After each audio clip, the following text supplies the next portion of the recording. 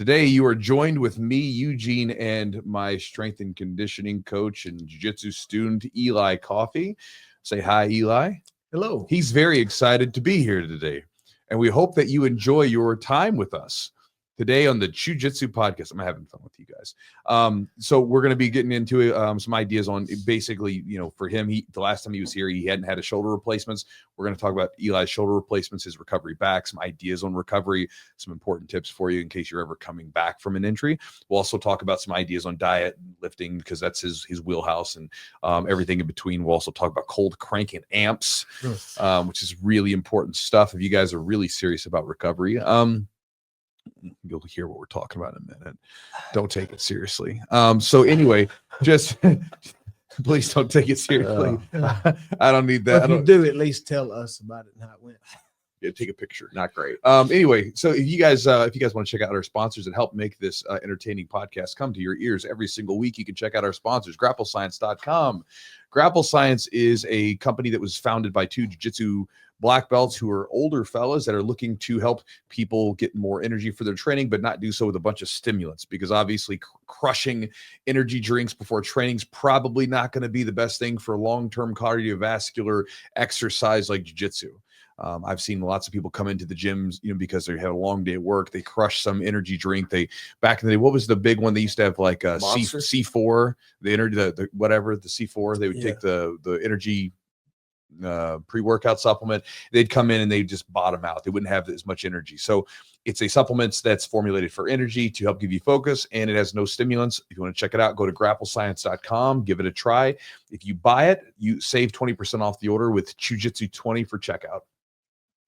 Also, guys, Charlotte's Web is one of our longtime sponsors. I've been a longtime user of their products, everything from their CBD supplements to their CBN supplements, which are formulated to help with sleep. Again, there's a lot of benefits to CBD supplements and cannabinoid supplements. If you want to do your research and figure out if it's right for you, do so. Again, if you guys check them out, they are one of the premier companies out there for these products.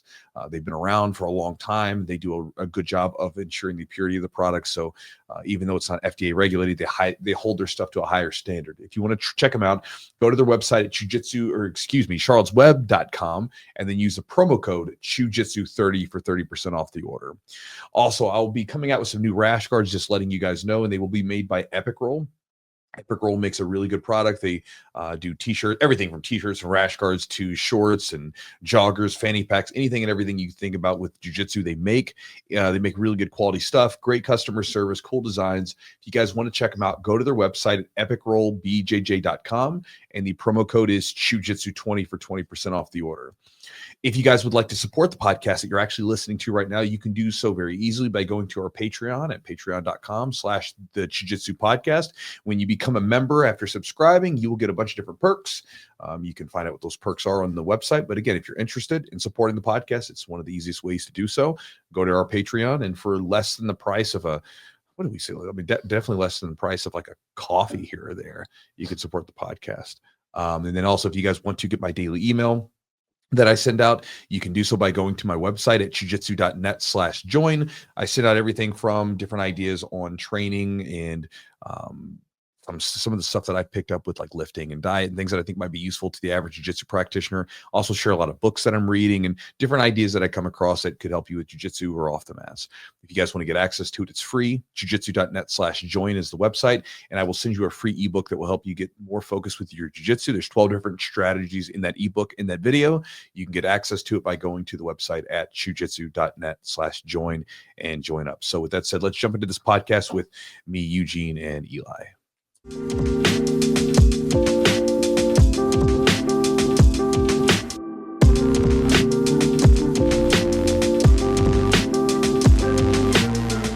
Welcome to the podcast. So look, we've got my strength and nutrition coach here, Eli, back on the podcast.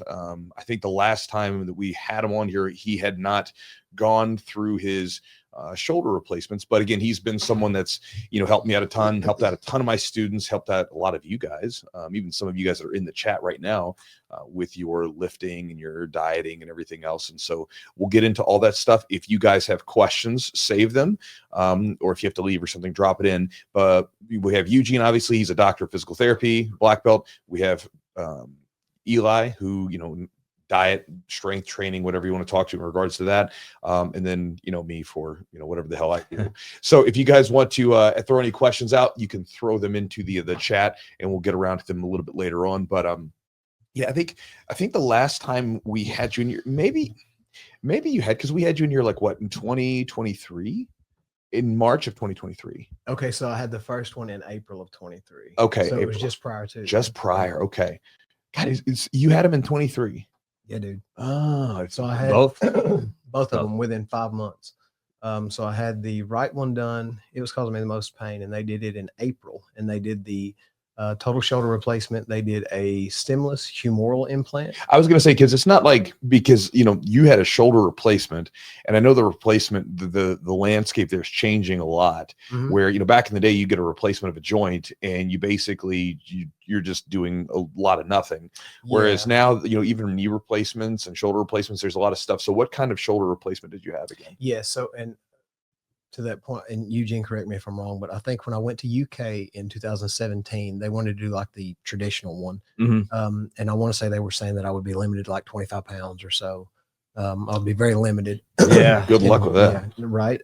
But anyway, I had dealt with the osteoarthritis my entire life. And the humerus, the head of the humerus had grown so much, it was actually wearing, the glenoid somewhat. And then it had grown so much, it was actually pushing out of the fossa. But anyway, wonderful doctor in Cincinnati, Dr. Brian Grawley, was able to help me. And he did a ream and run process where they actually don't do any sort of inlay or onlay in the glenoid. They actually just ream it out and resurface the glenoid. And then they do a stemless implant in the humerus.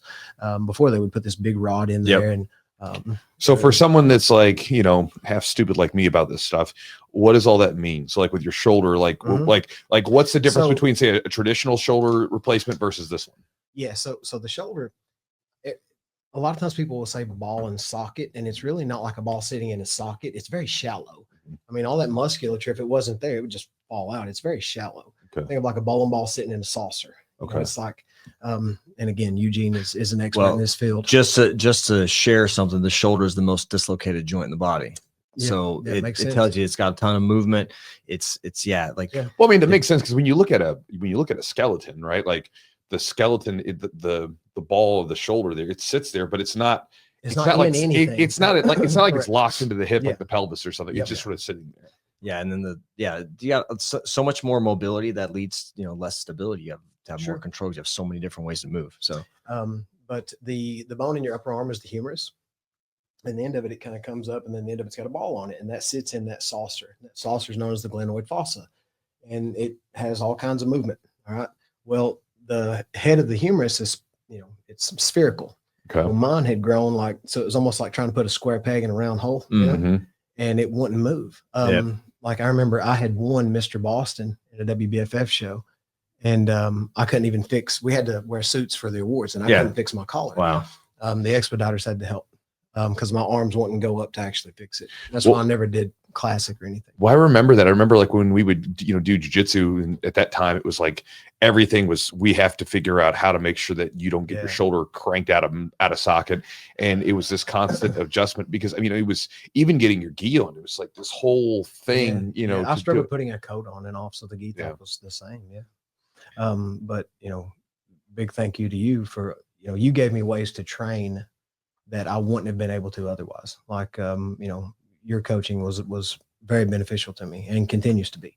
But with that particular surgery that I had, it preserves more than 90% of the bone that you would lose from a traditional one, because they're not actually planing down that saucer to put any sort of onlay or inlay in that. And then they're not hollowing out the humerus to put a peg down in there. Okay.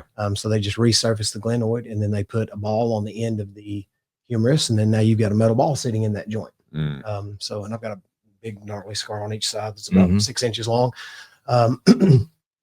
And I've got more range of motion now than I've had in 15 years. Well, then we were talking about that, like coming back to training was weird, because now all of a sudden you have access to muscles that are being used in a way that you haven't used them in over a decade, like doing a pull-up. I hadn't done pull-ups in ever because I couldn't. Right. And so you have like the lat strength to do it, but then you have all these like little muscles that are being worked in weird ways that they haven't been worked in a decade. Yeah. So it was crazy, but like people would see, I think they didn't understand the limitations I had because I was so strong in the ranges that I did have. It's like a bench press because I could get my arms in front of me. Yeah. You know, and, you know, raw benching, I could bench over 500 pounds and I had done so in competition, but I could move this way. Okay. But I couldn't get my arms up and I had absolutely no external rotation.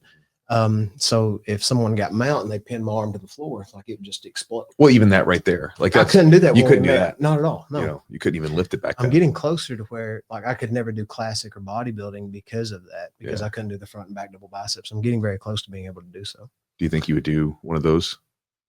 Possibly. I mean, I'll be 40 in August, so then I would be able to move up an age group. So now classic is classic is where maybe are they because like bodybuilding now is just about like it looks like, I mean, to me what it looks like from the outside is just size. When you went on a pro level. On a pro level you have two classes. You have the 212 and then you have the open. And the classic is broken. It has weight limits per height. Okay. So like say for instance, like me at 5'10", I think my weight limit in the NPC would be like 207. 207. Okay. 207 or something like that.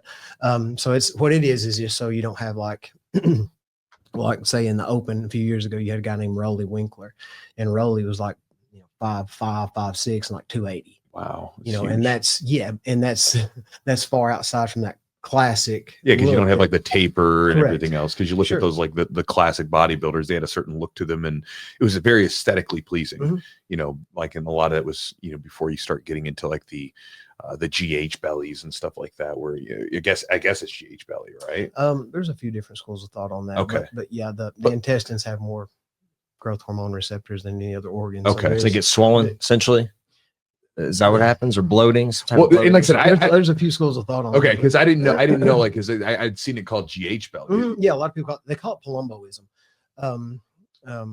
And I should know his name, but his name escapes me. But he was one of the first guys you've seen with it, Dave Palumbo. Yeah. But that distension in the abdomen. Some people will argue that it's from not keeping your core tight in the off season and just continuing to push food and actually stretching that abdominal wall from just the internal volume. Okay. Some people will say that it's from excessive use of insulin and growth. Okay. So again, there's a few different arguments there. I mean, because you still had guys like back in the 80s, like a Lee Haney or something, who could still like do a vacuum pose. Could hit a vacuum pose and had that tapered waist. And Lee Haney had one of the best physiques ever. Yeah, and he was a massive dude. He was a big dude. Yeah, big guy. Like, I don't think people realize, like, I mean, everybody thinks like of Ronnie, you know, because he was Ronnie Coleman. Yeah, 300 pounds on stage and like massive, hardly any body fat. But like, if you meet a guy in person and he's 200 pounds and very low body fat, that's a big guy. That's a big dude. That's a lot of muscle, you know. Like the last show that I did, I had to do men's physique, and this was prior to them pushing more size, and they marked me down. I was 212, and we benched at 3%. Okay. And I mean, that's a lot of muscle on a 5'10" frame, you know. So I remember going to like the Arnold Classic for a jiu-jitsu competition in 2004, and you know, just afterwards walking around the booths and stuff, and they had a bunch of the bodybuilders that were there, you know, that were really big at the time. And I remember walking around, and I didn't realize how short most of them were, because some of them are tall, like decent, like 5'10", whatever. But a lot of them, like I remember seeing Dexter Jackson, you know, like 5'6", 5'7". Yeah, he's like, I mean, like not a super short guy. He's not like super short, but he's not tall. But like most of them are relatively short. Yeah. When you see a guy like he just won the Olympia. I'm just drawing a blank today for some reason. Yeah, the mustache, but no, you're thinking of the classic. Because you're thinking of Bumstead. Yeah, Bumstead. Yeah. Samson's his name. Something. But and again, I know all you bodybuilder enthusiasts out there are probably like pulling your hair out. But anyway, Samson Dauda. But he's only like maybe 5'10", 5'11", but he towers over a lot of the other guys. You know, if you get a guy that's 6 foot and 270 on stage, he looks like a giant. Brian Shaw awarded the winner of the 212. Oh yeah. Did you see that? Looked like he was separating 2 kids.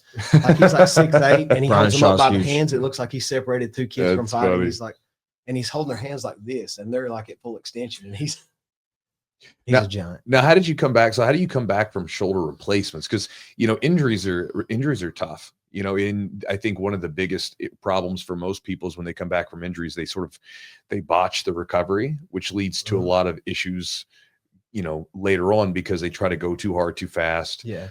I see this a lot, like in jiu-jitsu, you see this all the time where people have this sort of mistaken idea. I got to make up for lost time. Yep. And I did it when I was younger, you know, make up for lost time. Yeah. Right. And you go into it and then you get re-injured or you hurt yourself somewhere else because you get back too fast. What was the recovery like, and, you know, what kind of things did you focus on to do it intentionally and correctly? So, you know, good and bad. I've dealt with joint issues my entire life, and I didn't realize it until 2021, but it was kind of hereditary. I met my father for the first time in 2021 and found out that he had, you know, bad shoulders and arthritis and all that stuff too.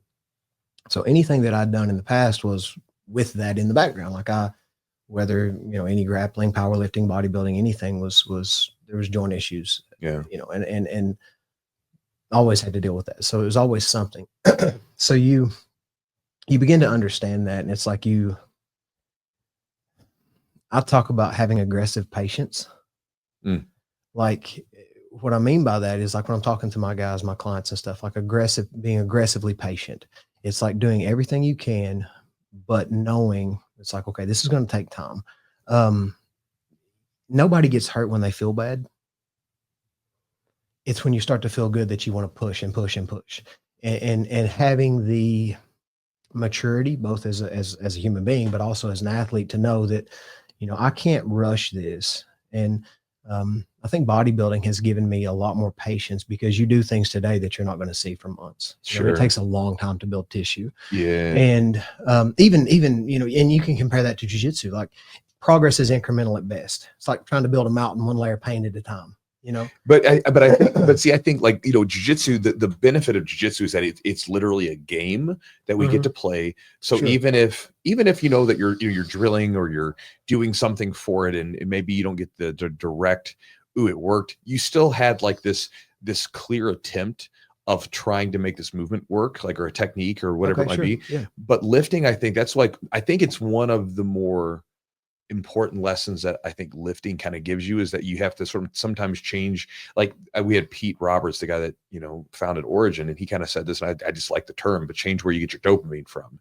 You know, so like, you're playing in a game like jiu-jitsu, you get dopamine because you're in this engagement with someone else. But when you're lifting, like you said, you're getting ready to lift, you know, you won't see the results for a while, right? If you're dieting, right, you're eating really well, and you may not see the like real results to yourself. You may not really notice it until weeks later. Yeah. And so you have to sort of change the way you get your dopamine from, I noticed the change, or I was successful at something, versus I did what I was supposed to do, and that's it, right? Like, just putting your work in, and then letting it happen, because I think that's the way a lot of times with, like, the way I see it. Sure. Lifting, diet, whatever, it just, you do your work, and then you that's the part that you have to be excited that you did. Yeah. And but also learning to, so like you said, you know, you need to do the technique in jiu-jitsu and getting the feedback from that. Instead of just thinking, I have to complete this lift and I'm going to get this done, and then I'm going to go home and rest. Looking for that kinesthetic feedback in the lift. Like, so that's where I'm at mentally. Like, when I'm lifting, say I'm doing something, I'm doing an exercise, the whole time I'm thinking, do I feel this where I want to feel it? Like, I'm connecting with that muscle, you know, and everybody talks about the mind muscle connection, all that junk, but like, I'm literally thinking, do I feel this where I want to feel this? And I'm honing my technique even with that. So like, when I'm lifting, like, it's not just a matter of just simply moving weight. Right. I want to move it with the technique that is going to activate that muscle as much as possible. And that's why I was able to build a world-class in the WBFF physique, and then a national level physique in the NPC, was understanding the mechanics of that and being able to pinpoint stuff, even with lessened range of motion, but observing that feedback and, you know, making every rep intentional, being very intentional with my training instead of just going through the motions. Yeah. And I think that's something you can do in jiu-jitsu, something you can do in lifting, right? You can go through the motions, and just, like I said, with lifting, it can be just, I'm just going to get this lift done, get it out of the way, clang, clang, clang, clang, clang. All right, I'm done with the set.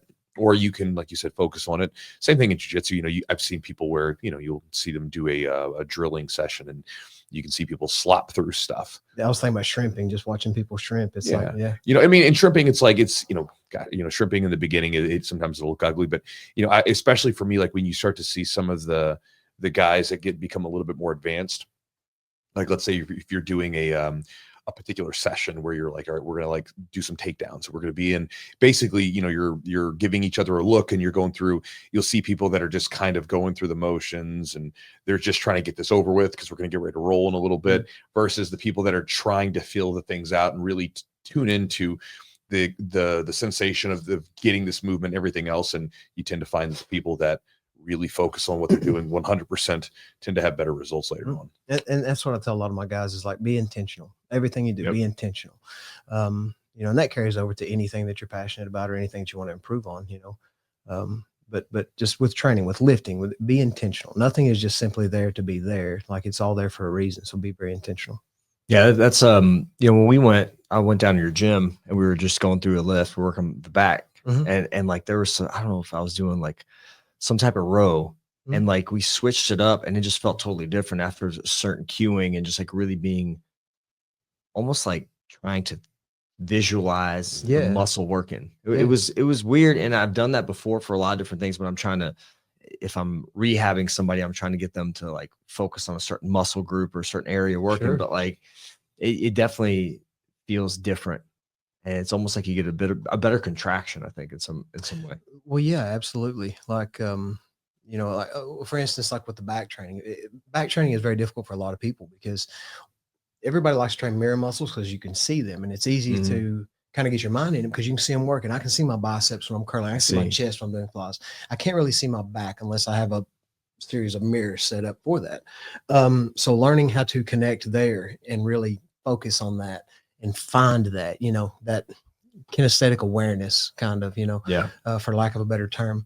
And when you think about that, like, and you and I know, like, you think of the muscle, and it has an origin and an insertion, and the fibers run directly from A to B there. You know, they run in that direction. So you flex that muscle by bringing the insertion nearer the origin, bringing the end of it closer to the beginning. Well, if I'm trying to do a row to emphasize my lats and I elevate my scapula, well, I'm lengthening that muscle. So it's not shortening. So that means something else is pulling that weight. So little cues that you give people, you know, sitting your shoulders down, put your shoulder blades in your back pockets, you know, in those things to help them find those muscle groups. It's similar to how you guys will, you know, give people cues with jiu-jitsu, you know? Yeah, well, another for me, like when I've got like a 2-hour long, I'm still like, like it's sitting on it's sitting in my editor, in my file to, you know, basically trim it up so I can send it to my editor. But we've got like 2 hours of me and Eli lifting, doing a sort of a chest day. And I remember when we were on the shoulders, I'd never really done them properly, and I didn't realize it, but that's side lateral raises, like where you're here. You know, because when I would do them, typically, you know, I would get my shoulders would definitely fill it, but then my traps, my traps would be all like filled up. And so then like afterwards you made the adjustments and was like, okay, like straighten those arms out and really not even focus on getting up very high, but just towards where you feel this and then back down. Like, because if we start going up, eventually, then it starts to you'll get an impingement, and then you have to elevate the scapula. Like with lateral raises, they're very interesting because even with bench press, like we're trying to move an immense amount of weight with finesse muscles. Like, you know, you look at the body and the way it's built, like a lot of these things are just meant to hold something in place so you can use bigger muscles. If I'm trying to push something, like if we're trying to, you know, your car runs out of gas, we're trying to push it off the road. We're not going to just stand straight and press. We're going to brace with our upper body and drive with our hips. You know, so whenever we're trying to move this, we're moving a lot of weight with finesse muscles. And when you think of a lateral raise, I would never hand you something heavy this way. Like I'm going to hold it close and hand it. So again, that is very much a finesse muscle or movement even.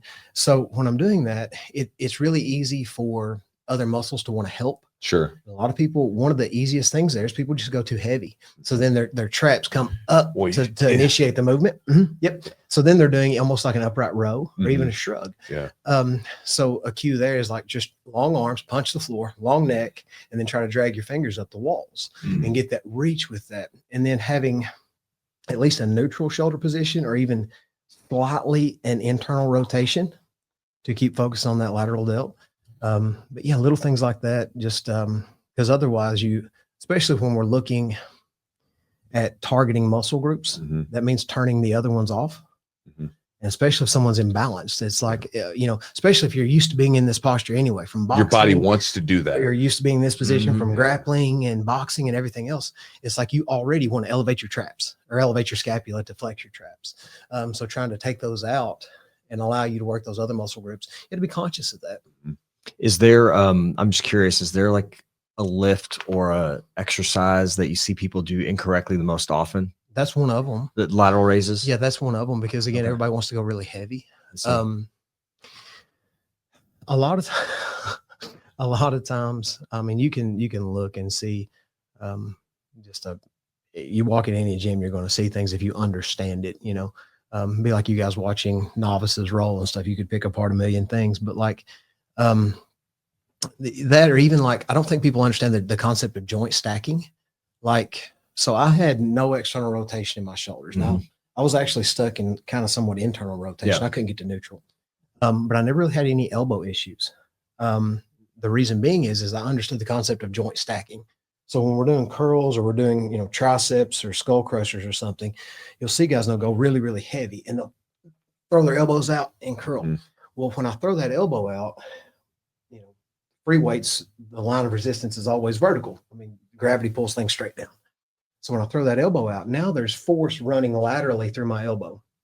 So it's the same concept as like tennis elbow. It's stress this way instead of in line with the bicep. So a lot of times you'll see guys curl too heavy and they'll end up getting tennis elbow and they can't understand. Or they'll do, like skull crushers, and their elbows won't be in line with their shoulders and their hands will come out here. Again, you got stress laterally in the elbow. And probably save a lot of shoulders, a lot of elbow problems that way. Absolutely, yeah. And it just simply comes from, when I say joint stacking, it's wrist in line with the elbow, in line with the shoulder, and that's what's going to give me activation for those muscles. And then of course you have a lot of times when you see, one is just simply people not knowing, not thinking about the form of the movement or the technique of it, or even the concept of feeling the muscles working. And then another would be going too heavy so that you have to use way more muscle to move it than you should. Back to the lateral raises. So finishing up on the shoulder replacements, because then we'll start bouncing around. We'll talk about some cutting and bulking stuff in here in a second. How long did it take you? Because maybe someone's listening to this and they're like having some bad shoulders, or maybe someday they're going to have them and they're going to need replacement. How long did it take you to get back to where you were able to, be what you would consider close to 100%? I'm still working on that. Right. Okay. Yeah. So I'm still, I still wouldn't say that, 100% in all manners. Sure. Still have some pain to work through, and if we train, like say, the other day when I rolled several rounds, like my right shoulder was pretty tight, for some time after, but I mean, the pros greatly outweigh the cons there. That's just simply, it is what it is. and I'll work through that and that'll improve. But, the first one was done in April, and I was in a position where I could care for myself with that arm by the time I had the second done. Okay. So I could, wash my face and drive my car and everything. And this one was in a sling and I could drive, and I could take care of myself with that. Now, so I was in a very unique position. So I think maybe I'm the exception to the rule rather than the norm, because I had a great understanding of how to come back from that a lot better than, the average patient. I had a lot of people around me, Eugene, a lot of people that were a great help to me. And then too, my diet was on point. So I never allowed myself to get too far out of shape. I was able to use peptides for healing. A lot of things that really expedited that process. The peptides like BPC 157, TB 500, stuff like that. Yes, sir. Exactly right. Exactly right. And those helped a great deal with that healing. But also doing what I could, working around that. So like when the right side was down, I would still work the left side. I would make sure that it was in a position that it wasn't compromised. I would utilize a belt squat to work legs. Yeah. I would do machines for legs. I remember seeing you, like, you'd have your arm there strapped and you'd be like just doing what you could, little squats or whatever. Yeah. Yeah. It's, you know, you won't, things won't always be ideal, but you'll do the best you can till you can do better. Sure. In any case. So, but, you know, I would say about a year after each of them, I was feeling pretty good. Well, for instance, I'd made a comment to one of the guys at the gym. I said, you know, I had my surgeries in 23. I said, but before December of 24, I'll bench 405. Now, I hadn't been benching much, but it was something I was always fairly decent at it. And I'd bench like maybe 7 times. And I benched 405 in December, just because it was, I don't know, just more of a mental thing than anything. It's like, okay, I'm not broke. I can do this. Yeah. You know, but at this point now, I feel pretty good. Yeah. I can do shoulder press. I've not done that in 10, 12 years. I can do pull-ups. I've not done that in over a decade. I can fix the collar on my shirt. I can tuck my pants in. I can do I can get something off the top shelf. The stuff we don't think about. I can give you a high five. I can, Hey man. Yeah. It was you know, like even getting something out of the back seat because I had no external rotation. Like if I tried to hand you something in the back seat, like it would be like I would be like here like this while I'm driving. Okay. I couldn't, you know. So it really it changed my life completely. And kind of gave me a lot more options. And, you know, even if I hadn't been able to get back to the kind of shape, and like right now I'm in pretty decent shape. But you know, it's still just my quality of life has improved a great deal too. You mentioned something during that I think is really important for people, even like with the jiu-jitsu, right? So like regardless of whatever you're doing, keeping your diet in check when you're not training or when you're not able to train at the capacity that you'd like to. Yes, sir. And then doing what you can. Because what happens with a lot of people I see with like issues when they get injuries is when they get injured, you know, they get into that sort of depression. And they stop getting that feedback from, you know, because there's a certain amount of feedback that you get when you try to work out or train. And if you're eating like crap, you feel not so good. You don't feel great. Whereas, you know, then if you're not training at all, that feedback's gone. And you're not getting that reminder of, hey, bro, stop eating like an asshole. You know, this isn't good for you, right? And so you see people go off the rails because they don't have the feedback and they're depressed. And then, you know, and then when they try to come back to it after a while, they've gained 20, 30 pounds. And now now you're working uphill. And then just figuring out and asking yourself that question of do what you can. I mean, that's a simple one, but a lot of people, you know, again, it's one of those things where we all sort of it's easy to get down on yourself. It is, you know, and you have to sort of reframe it from like, you know, that's a superpower as humans that we all have. We can reframe the situation. We can change our perspective on how we choose to look at it. You know, because you can be like, oh man, I was born with this arthritis. And, you know, you could go down that rabbit hole, or you can be like, well, what can I do about it? What can I do? Yeah. It's and focusing on that is huge. I feel like mindset is everything. Like, especially in my career as an athlete and, you know, just life in general, I feel like, you know, how you look at something, because your body's only going to do what your mind tells it to. And when you start like worrying about something, and it's like you're rehearsing it in your mind to play out that way, and you start to slowly buy into it, and you know, doing what you can until you can do more. You know, like I have people look at my pictures, like, and I will post. I've got one where I was like at my lowest weight. Oh yeah. So I went from like 242 or so at like 6% body fat. You know, it's pretty good size, and down to like 202. Yeah, you were right around 200. There was one point where like I weighed more than you. Yeah. I was like, well, that's weird. Yeah. And people were like, but you still have abs. I'm like, yeah, because I mean, I still did what I could, and I adjusted my diet for that. It's like, okay, well, you know, I'm not doing as much, so I don't need as much fuel. And, you know, that's very simple to say, but, you know, the self-restraint and the mental discipline to do that is, you know, different. You know, it's well, I think it's like people like learning, like, because you understand this really well, like understanding how to eat and understanding like like you just said, food is fuel. Yeah. And I think understanding that's a big thing that most people don't really think about. You know, it's like this is just energy going into you. Yes. You know, because humans, I mean, we're basically tubes. That basically, I mean, if you think about it from fucking mouth to the back end, Yeah. right, where these tubes that basically digest food for energy, and then the other side of us, basically, it's like eat, consume energy. Then we have a couple things that help us reproduce. That's what we're meant to do, and then everything else is like extra. I mean, we're meant to eat, sleep, poop, and something else.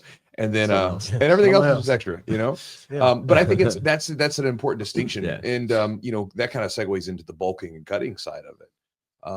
Because I the first time I cut weight with you, it was like that was an eye-opening experience. For some of you guys that are here, listen, I know like William that was in here, he'd worked with you, and a lot of the guys that I know that have worked with you had the same exact thing, which is, Jesus Christ, I'm eating so much food, I'm losing weight, or whatever. And again, it's because you understand the purpose of the food, what it's there for, like why I should be eating fats at this amount, why you should be eating this many carbs, and so forth. Yeah.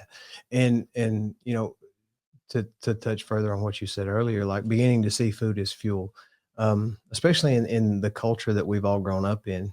Food is so many things. It's comfort. It's a social thing. If you haven't seen somebody in ever, you say, we should go get something to eat.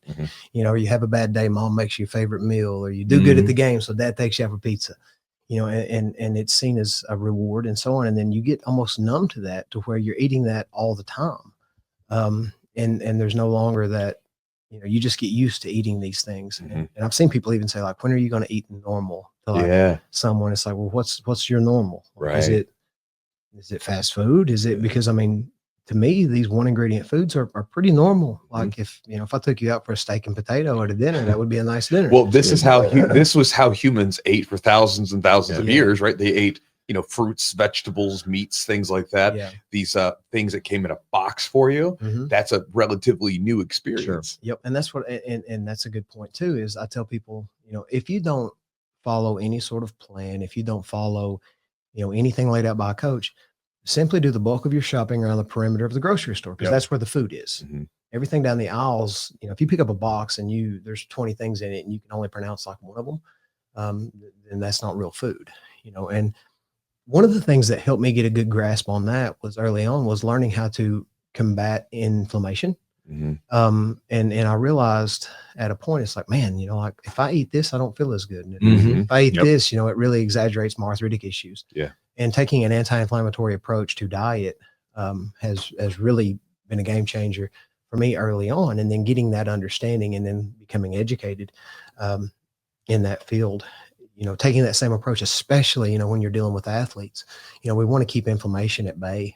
And you're training jiu-jitsu guys, and it's like, okay, well, you're practicing a game that compromises your joints. The last thing we want is to have those joints not be able to feel good, and be tight and not recover. And inflammation is not going to help any of that. It's going to limit your range of motion too. Yes, sir. So one of the most frustrating things for me as in my 20s and 30s, I would consistently lift, decently, nothing super crazy, but I would lift.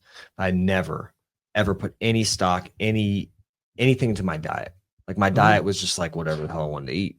And it was probably like just realizing how much more I could have got out of my time. I feel like I wasted so much of my time in the gym because I didn't supplement with the proper, with the proper diet. And I just can't, like, people that like, oh, I lift weights, but then, they don't see a lot of changes. Well, you need to have the building blocks for putting on that muscle, or feel better, or to have more energy, or to lose that weight, if that's what lose that weight. Exactly. Whatever you want. It's absurd that like you can eat as much food as like I eat, or even you eat, and they're still like, oh, we're cutting right now. It's ridiculous. I'm like drizzling honey on stuff and everything else. Dude, like I just adjusted his diet today. He's eating over 500 carbs a day on workout days.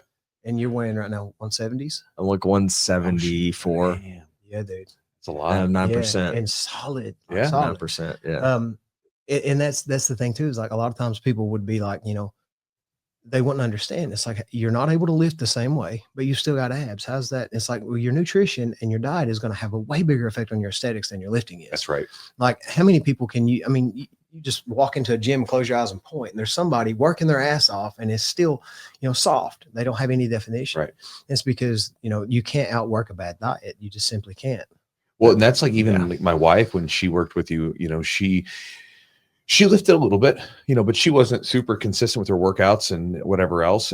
But she still lost weight because she stuck to the diet, right? Like you lost weight, you wanted to lose some weight, you lost weight, you lost 27 pounds, right? And, even to, like you were saying, you work out really hard. I mean, like when I go and work out, I'm working out hard for me, right? And sometimes that depends on like my jiu-jitsu. So like a lot of you guys ask about balancing lifting and jiu-jitsu, right? So if I'm coming into the gym in the morning and I'm a little banged up from jiu-jitsu, then sometimes I dial it back a little bit with the lifting. I still do it, but I'm maybe I just dial it back. I don't push as hard or whatever, or that kind of thing. Or if it's a leg day and I know it's going to be a killer, then I do my leg day and I don't do jiu-jitsu that day because sometimes I'm just spent.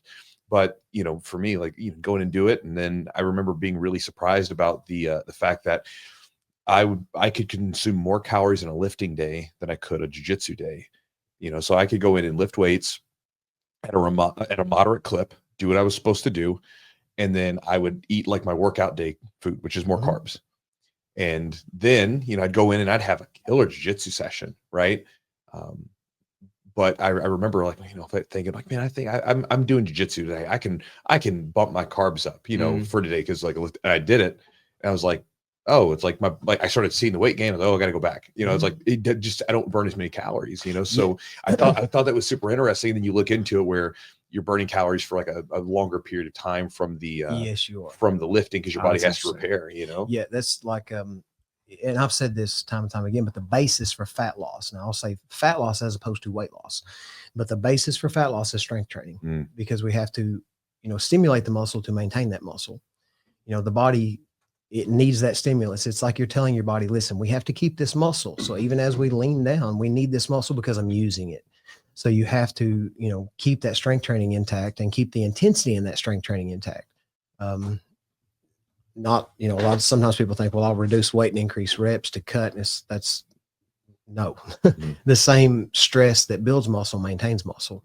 And also too, it's an interesting point that you made. I feel like too, the calorie output, and please correct me if I'm wrong, you guys are experts in this field, but I feel like the calorie expenditure for someone who's extremely technical with jiu-jitsu, like you had said one day, like some guys can even be like soft looking because they're just so like technically superior to somebody else. They're efficient. They're not very efficient. Yeah.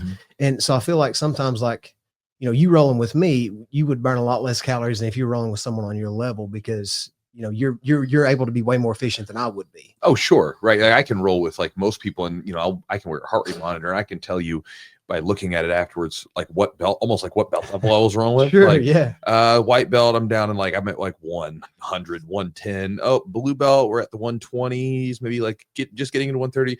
If I'm going with like a tough black belt, I'm sitting in like the 150s to like 170s plus, depending on if we're scrambling or not. Yeah. Or like you see a heart rate, like if you get aroused or something, like you see the heart rate spike. Oh, you check that too, Chewy? You check where it's like 10 o'clock at night. Yeah. When me and my wife, when we're together, I just like put my heart rate monitor on, and be like, hey baby, let's see what we get up to. Let's see what we get up to. Break the record. See how hard I want to see what my calories I'm burning on this thing are. Keep your nose torque on the nightstand. Yeah. So Eli, I've got a question about cutting and stuff. Like, so we one of the things that when I did a tournament, like I really wasn't about cutting, but it was about like cardiovascular fitness, being efficient and being having enough gas in the tank. But like there's some things you like to do for kind of cardio, for like how do you like to supplement like weight loss with cardio? Like when do you like to do that, and like what's kind of the theory behind it? Okay, so before I answer that, I do want to touch on one thing that Chewy said. Okay, so as far as like the lifting and the jiu-jitsu and everything together, when you're referring to your recovery, so a lot of times people don't think about this, but we can only recover from so much. And that's dependent upon a lot of things, hormone levels and diet, and all these things are considered, but you have a budget for recovery. And I think we've spoke about this, but it's like, think of it like your bank account. If I'm going to buy something and I've only got this much in my account and I've got more than that in my shopping cart, well, then I can't add something to it without taking something out. So a lot of times people think I want to add more and more and more. I want to have a bigger deadlift. So I want to add another day. I want to do this. I want bigger arms. I want to do this, this. It's like, well, you can't just continue to add and still be able to recover the same way. Yeah. So you have a budget. And that's where a lot of times, when I'm coaching someone that is a jiu-jitsu athlete, is an MMA athlete, has these sports that are at the forefront of their training, it's like, okay, this is our main dish. Everything else is a side dish to accentuate that. We have to consider that first, and then everything we add to it is meant to complement and help. And if it begins to hinder that recovery, then we have to adjust to make sure that you're able to fit all that in your budget. What's some signs for people listening? So like, what's some signs that you're like overtraining? Because I think that sometimes when I speak to people, like when I work with people that are training and doing jiu-jitsu and like they're lifting, doing cardio, they're trying to squeeze a lot on their plates. And sometimes they're not managing their stress, they're not eating enough, and they have a lot of signs of overtraining. What are some things that you see as signs of overtraining or things that you look for? First thing you look at, like one of the first things, it would be like, weight that shouldn't feel heavy starts to feel heavy. Mm-hmm. You go to work out, it's like, like even in powerlifting, we'll do deload weeks to where you actually lessen the weight for a week. You'll lift a lot less for the sake of recovering the nervous system. The body, like physical tissue, will recover in a few days, but like if you overtax the nervous system, man, it can take a long time, like a week, 2 weeks more to recover. And, so when you push to that point, but then you've essentially gotten to the point that you've not been able to recover, and you really need to dial back, do a deload week, so on. But certain signs of overreaching where you're getting close to that point, again, weight starts to feel heavy. You notice that, your sleep can be compromised, just your overall well-being. My sleep, that's when it always hits me first. Yep. Almost like, even cognitive function, sometimes it's just like, I can't think straight. I'm brain just too fog tired. kind of stuff. Yeah. And you'll notice those things. But, and essentially just, you'll see that your output begins to come down in any manner, because progress will always run parallel to recovery. Mm-hmm. And if you don't put recovery first, and this is a very difficult thing for a lot of new athletes to grasp, but recovery has to be in place. Progress will always run parallel to that. If recovery starts to dip off, progress will immediately dip off with it. Mm-hmm. So that has to be the case. Well, and that's hard for a society that sort of only values pushing action, right? Going, right? Whereas like going back to your idea of aggressive patience, part of that patience is, okay, now it's time to do nothing, or to do the things that you need to do to recover, right? Like to eat the food and to relax, or to sleep, to do whatever it is that you got to do to recover, which a lot of times those activities really you're not really doing anything. You're just kind of stepping back from it. And that's hard for a lot of people because all they think about is more action. And then, there's tons of people online, like influencer types. It's like, wake up super early, get no sleep, go hard all the time. And which again, just, it doesn't work. No, not for very long. Not at all. And again, you'll run into that wall at some point. But I've found that people are really, really good at what they do. The way they do anything is the way they do everything. So like, somebody's really good at jiu-jitsu, like, they're going to, put the same amount of effort and efficiency in every little detail instead of just that finish. And it's the same way with diet, nutrition, recovery. Somebody that's really good in these fields is going to put the same emphasis on the lifting, on the diet, on the recovery. Everything has to be in place. And that's where you get to that level. And your question about cardio. Well, hold on. Let's touch on that, since we're talking about, what are things as far as recovery? I mean, obviously sleep is important. Diet's important. What are some other maybe ideas or things that people don't look at or overlook for recovery? So I'm going to sleep in an ice bath, with in a hyperbaric chamber with red lights attached to your testicles. There you go. That's the thing. Electric stimulation. Electric stimulation to your testicles is something that's often overlooked. Kids, that's only for professionals. I use a battery tender. I'll sleep with a battery tender. Just not like a high amount of voltage, just enough that that the battery doesn't run dead. By the way, he's not being serious. You get one of those batteries from like a little like one of like little kids Tonka truck toys. Well, it depends on what you're hooking it to. Okay. Oh, You know what I'm saying? Like okay. it, you know, if that battery will run your Tonka toy, then yeah, absolutely. Okay. But sometimes you have to get like a, you know, something with a lot of cold cranking amps. All right. All right. What about all right? So, what are some untapped besides testicular e-stim? What are some untapped recovery ideas? So, God, you know, bless. right now, yeah, we're here all week, folks. Eli always gets very tickled when he like gets me to break. I love it. That's what I look Yeah, for. he's like, Yeah. I got him to Yeah. Yeah. That's good. Thank you. I'll be here all night. Yep. Don't forget to tip your server. We'll Try the veal. We'll need some good jokes. We'll end with some good good Eli jokes. But so, you know, there's always going to be, what's the you know, you think of like the Occam's razor. You know what I'm talking about? Mhm. Oh, okay. Chewy does. You know what I'm talking about. Occam's razor. Yeah. Yeah. Simply put, thinking of the simple things first. Sure. You know, Okay.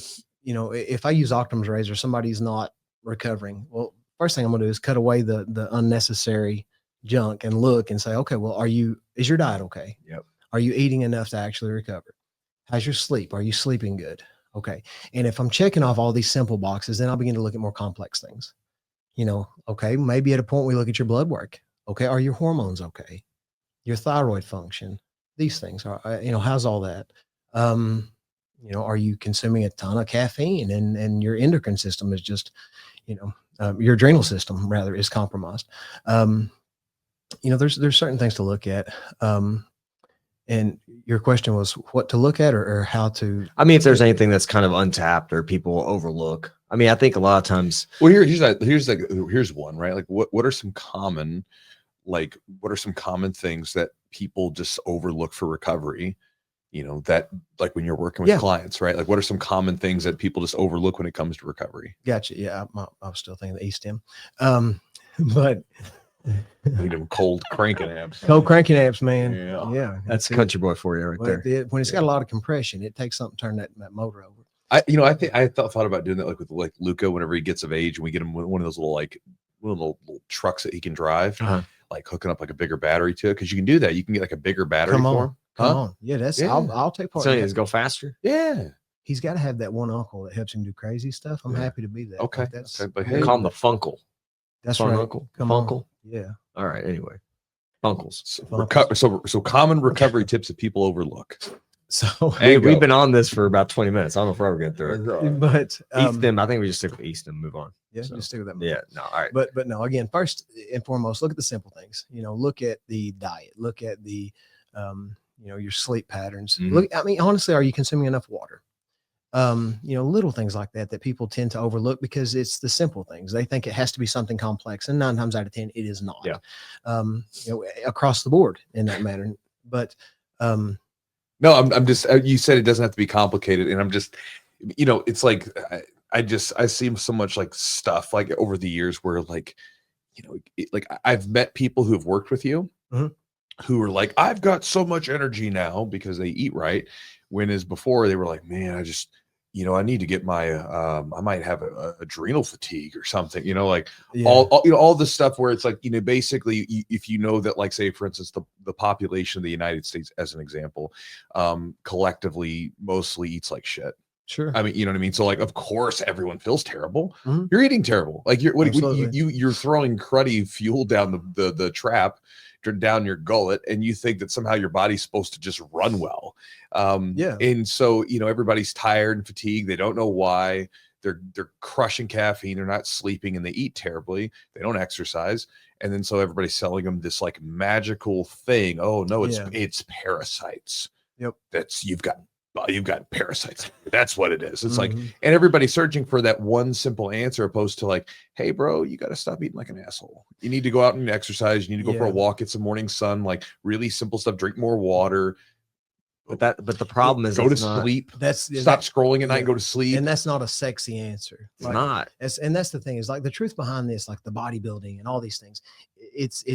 It's not as sexy as everybody wants to make it out to be. Like it's really boring. It's really simple. I don't think anything's really sexy. Even jiu-jitsu, like the crazy cool highlight.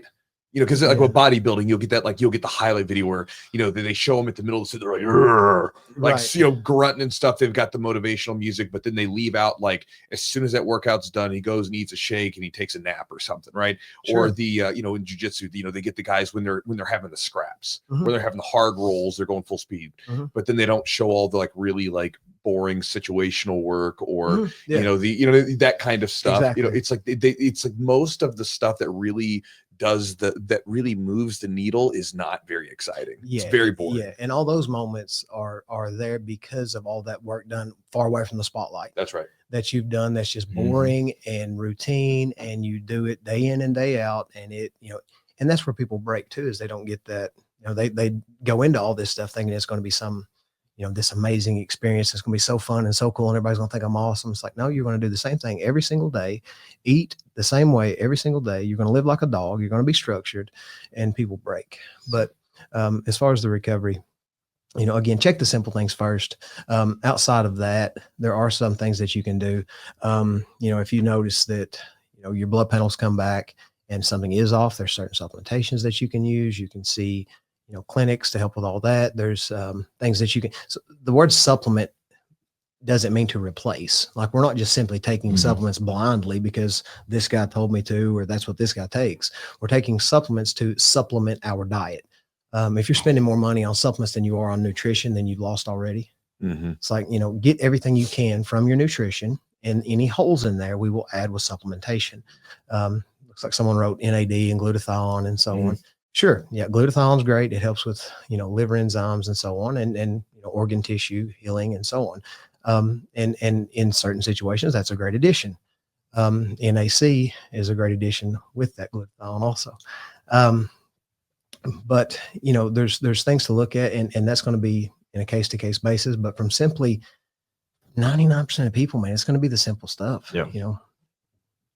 All right. So we talked about a little bit of cardio, like what kind of cardiovascular stuff to do, exercises to do Yeah. to help supplement cutting. Yes. And there's some things that you like to implement. What is the kind of theory, the reasoning behind cardio as far as like to help with, you know, cutting and things like that? So the way we begin to lose weight is to eat less than we are burning. Sure. Okay. So consuming less calories, being in caloric deficit is what that's referred to. The way we lose fat is being in a caloric deficit while eating enough to maintain the muscle and stimulating the muscle. Now, so we can go about this a couple ways. Now, when we begin to look at everything, yes, cardio exercise is good for our heart. It's good for our health. So having that in there is great. We can look at this a couple of different ways. It's like, okay, well, now I'm burning X amount of calories. So, or I'm burning X amount of calories. So I need to consume this many to be under. Now I can reduce the amount of calories I'm consuming, or I can increase the amount of calories I'm burning. That's the two things I can do there to put me in a greater deficit. So you have some people, like when we're cutting and say we're doing a bodybuilding show, I don't mind being hungry. So sometimes I would lessen cardio just and eat less. Some people would begin to break from not eating as much. And then it's easier just to give them some more cardio. It's like, okay, just, you know, we'll increase your steps throughout the day, or we'll add another session, or we'll do this. Now, again, that is just a tool to increase the deficit you're in. Okay. Now, because you'll see, like whenever we were cutting, sometimes I might not adjust your food, but I might adjust your cardio. That's just simply putting you in a bigger deficit. Now, when we're looking at it from the standpoint of now we're working with an athlete who has an event, and it is a performance-based event. So, and I was talking to this on another podcast last week, but like the prep for an aesthetics event like bodybuilding versus a performance event like jiu-jitsu, fighting, these things is entirely different. You know, if you feel like shit at a bodybuilding show, okay, as long as you can pose and you look good, who cares? Deal with it. It's part of the game. Sure. If you feel like shit when you take the mat, that's a problem. You know, we're not going to perform at our best. Yeah. So there too, we even consider that cardio. So, you know, looking at, you know, we've got the cardio in there to help with the caloric deficit and so on, but also using that cardio in a way that is going to, again, accentuate that main goal, you know, doing our HIIT cardio, to kind of recreate the ups and downs and the sprints and bursts and periods of lessened intensity. Doing the steady state cardio, which I've found helps regain, your normal heart rate a little bit better whenever you get, at a position there. And then doing that to, again, complement that main goal. As far as types, again, that's relative to the individual, and also relative to the sport. So a lot of times with jiu-jitsu guys, if they can, I like doing an echo bike because that is a no impact type cardio. If you're constantly, again, playing a game that is compromising your joints, I don't really want you out doing a ton of running and sprints for your only source of cardio and just continuing to beat your knees up and your ankles and your spine and everything else. So doing those low impact types of cardio can be helpful. And those are easy ways to do those interval trainings. For bodybuilding and stuff, I really enjoyed the bike because it was more anabolic. I'm working muscle. Like with jogging, I'm just falling forward over and over. But with a cycle, I'm actually having to engage and use muscle and push. Same with like a step mill, like a Stairmaster, I would use it. If I did use a treadmill, I'd put it on an incline, so I'm at least climbing and using muscle. So I like doing more anabolic forms of cardio so that, because I don't want to be built like a long distance runner, that's not going to help me, on the stage, or, I want to maintain that muscle that I've worked so hard to build while increasing that cardio. What about when to do it? Like, is there a certain time you recommend?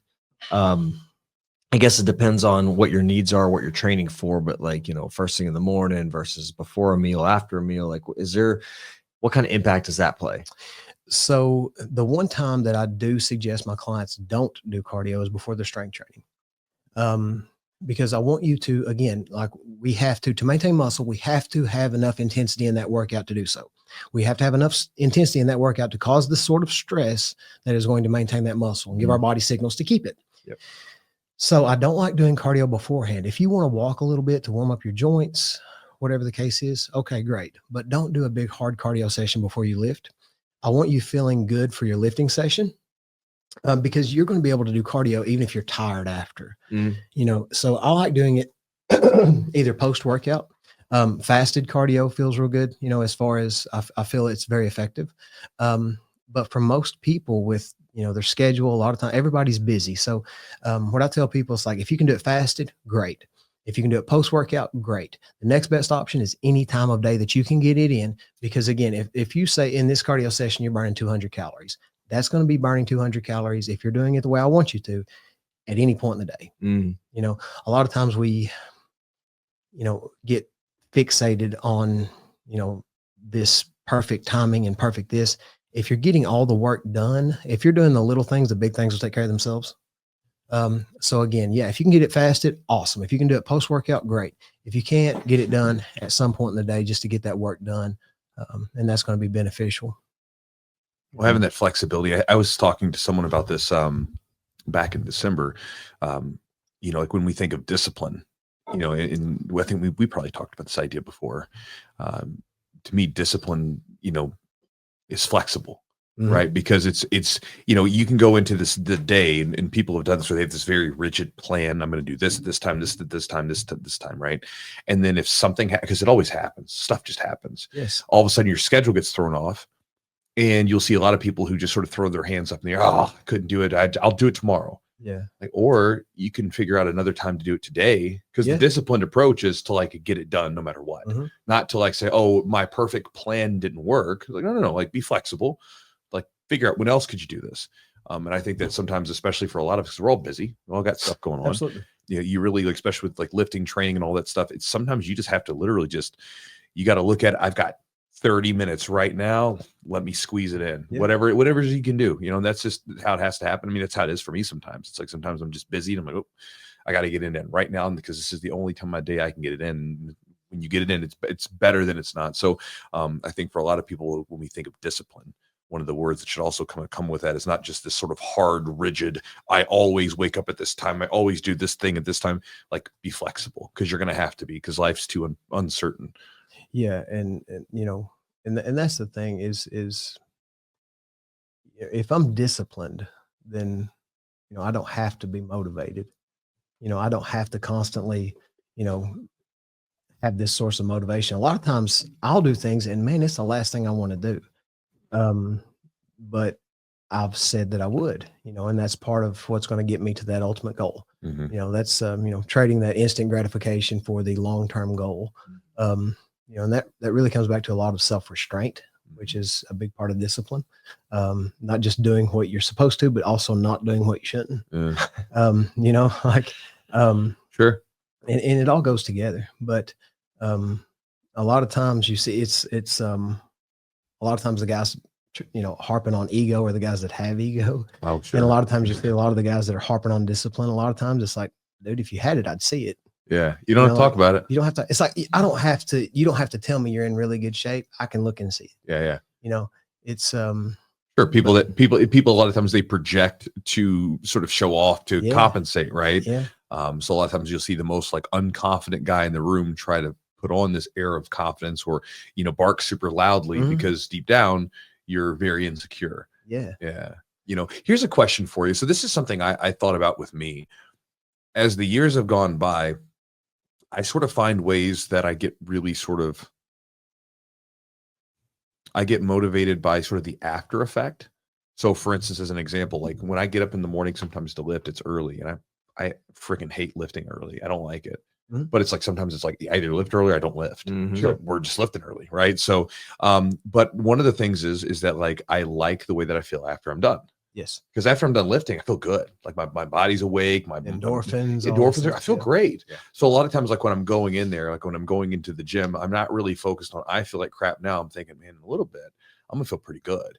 And what I'll usually do is I'll have my cup of coffee after my lift's over.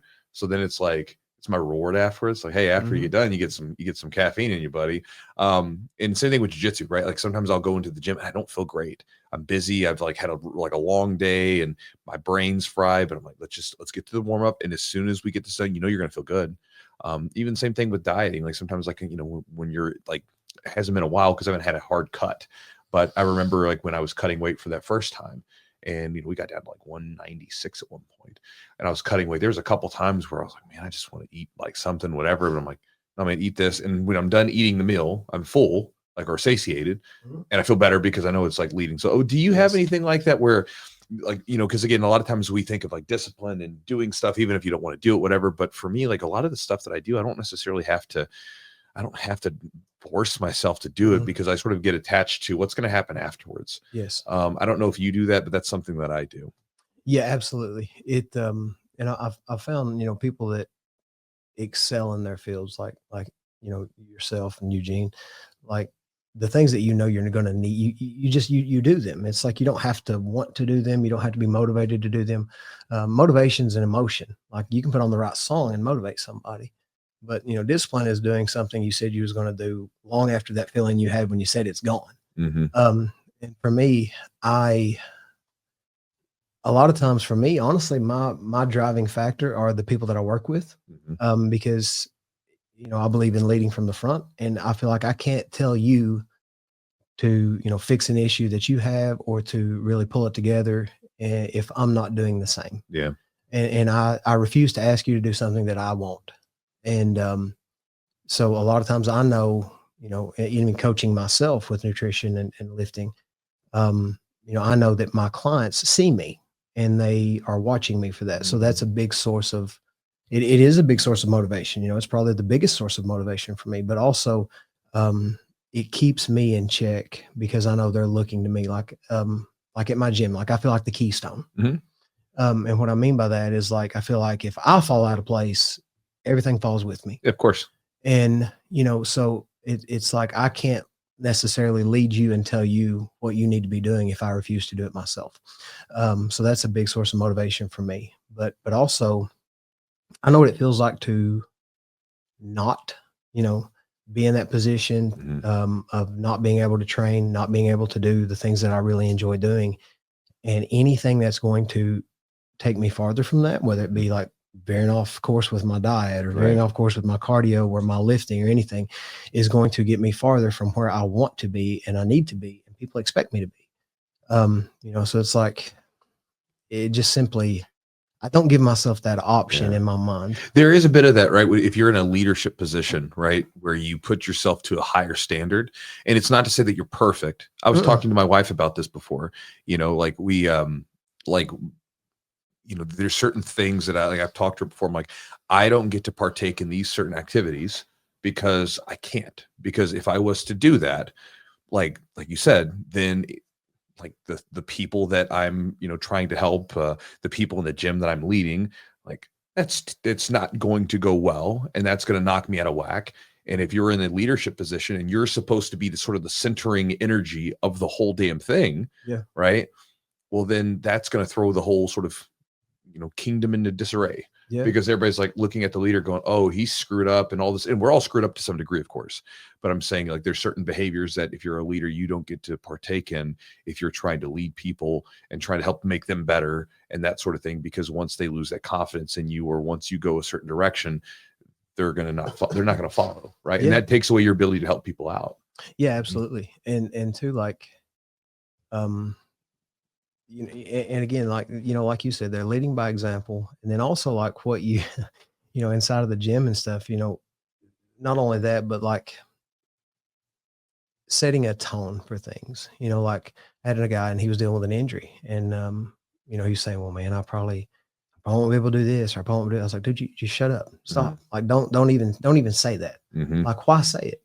Why even put your mind in that position? Because you're rehearsing that happening in your mind. Yeah. Like, don't even think about that. Yeah. Like, just like, don't bring that energy in here. Well, that's like that defeatist mindset. Sometimes there's that woo idea of manifesting. You're going to manifest it, which obviously there's some dumb stuff that goes with it. You're not going to just think about it and then it magically appears, right? You got to do the work. But you see people that will manifest bad situations 100% because they go into everything with this sort of mindset. So you're making it happen because as soon as you walk into it, you're bringing that energy with you. So you're not going to get a good result. Well, it's like you're thinking about buying a new car, and you're online and you're looking at this car. I want this car. I love this car. I'm looking at these pictures. Well, what do you notice? Like, that following week, you see that damn car everywhere. Anytime you're out, you see that car. You pass it everywhere. Everybody's driving this car. Like, what the hell? It's not that all of a sudden everyone bought that car. It's that now you're aware of it. That's all you're thinking about. And you're looking and you're seeing it. Well, it's the same concept whenever you start thinking about that shit here. It's like anything that feels off in that exercise, like, man, I knew it. God, I'm going to get hurt again. I'm going to do this shit again. And you set that tone in your mind. And, it's like, don't let that shit harbor in your head, man. Like, and it's, to me, it's just simple. It's like, my head's messed up enough, man. I don't want anything in there bouncing around that's going to hinder me. Yeah. But I mean, that's a good point, right? Because I mean, I think about, we're all guilty of it. We all get stuck in our ruts. And it's interesting where, shaking out of that, how much things change when you simply not allow yourself to just go down into that negative rabbit hole, and change your perspective on things. Like you were talking about earlier. Okay, you're injured. Well, I can't do this, that, whatever. Okay. Or you can be like, well, I can pick up this dumbbell and I can do a goblet squat or something, whatever you can do. What can you do? What can you do? Yeah. What can you do? And, and that's the thing, is like from a leadership position or a friend position, if somebody cares about you, man, they'll call you out on that. I think about Mike Tyson, and, like Mike Tyson was talking and he said, whenever he was getting out of shape, Mike was fat.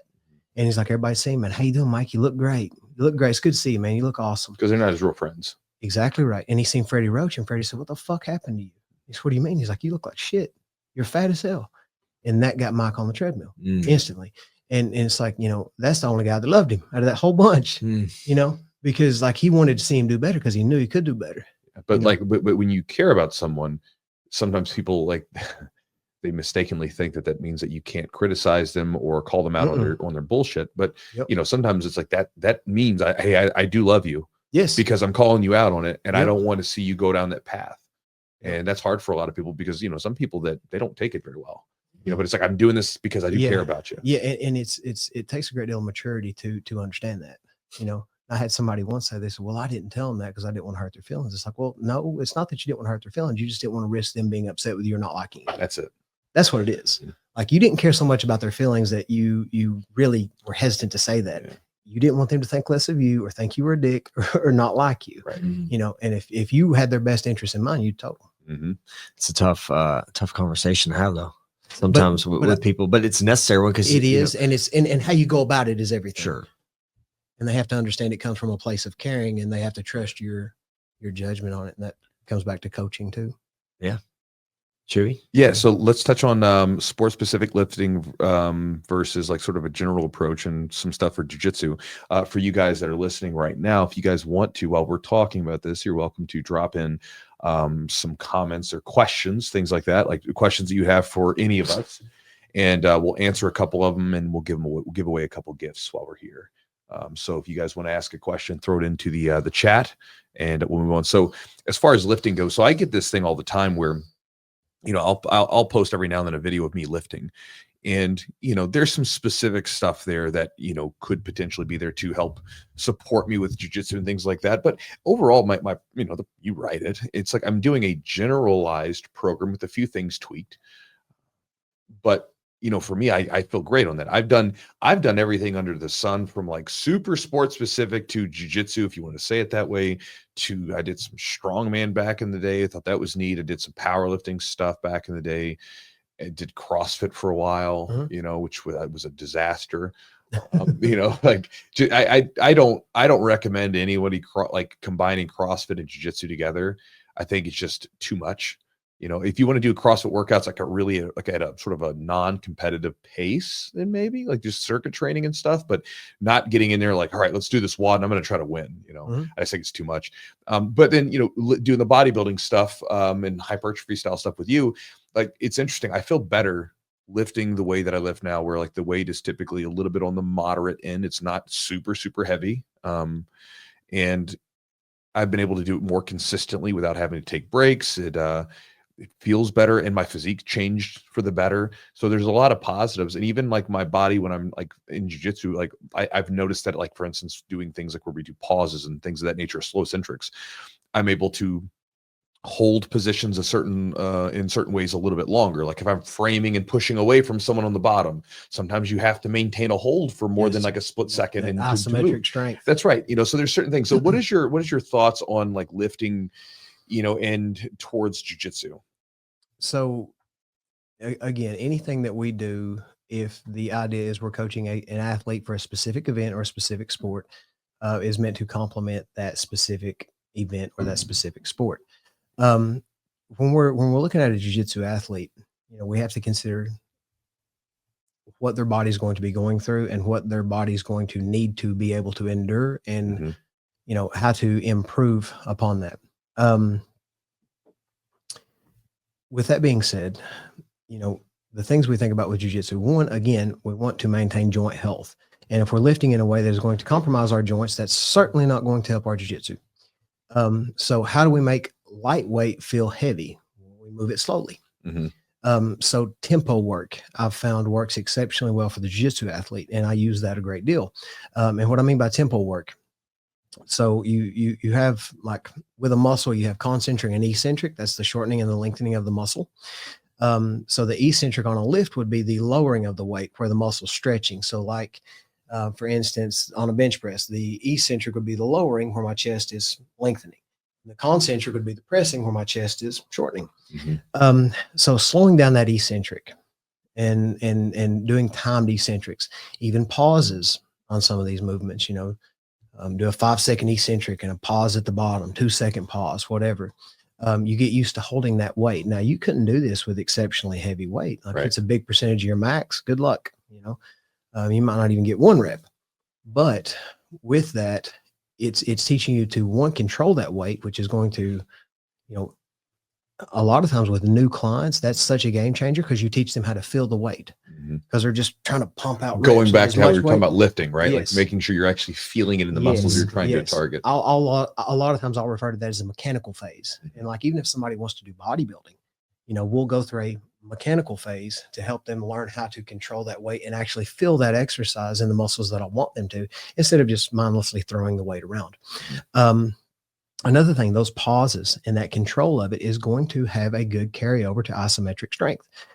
Again, to your point, like the framing and holding positions, that holding power, especially like you're doing a row So we're doing a barbell row and I've got a 2-second pause at the top. I have to really engage and hold that barbell against my stomach, and I'm fighting to hold it there. And then 5, 4, 3, 2, slowly opening my back and lowering that weight.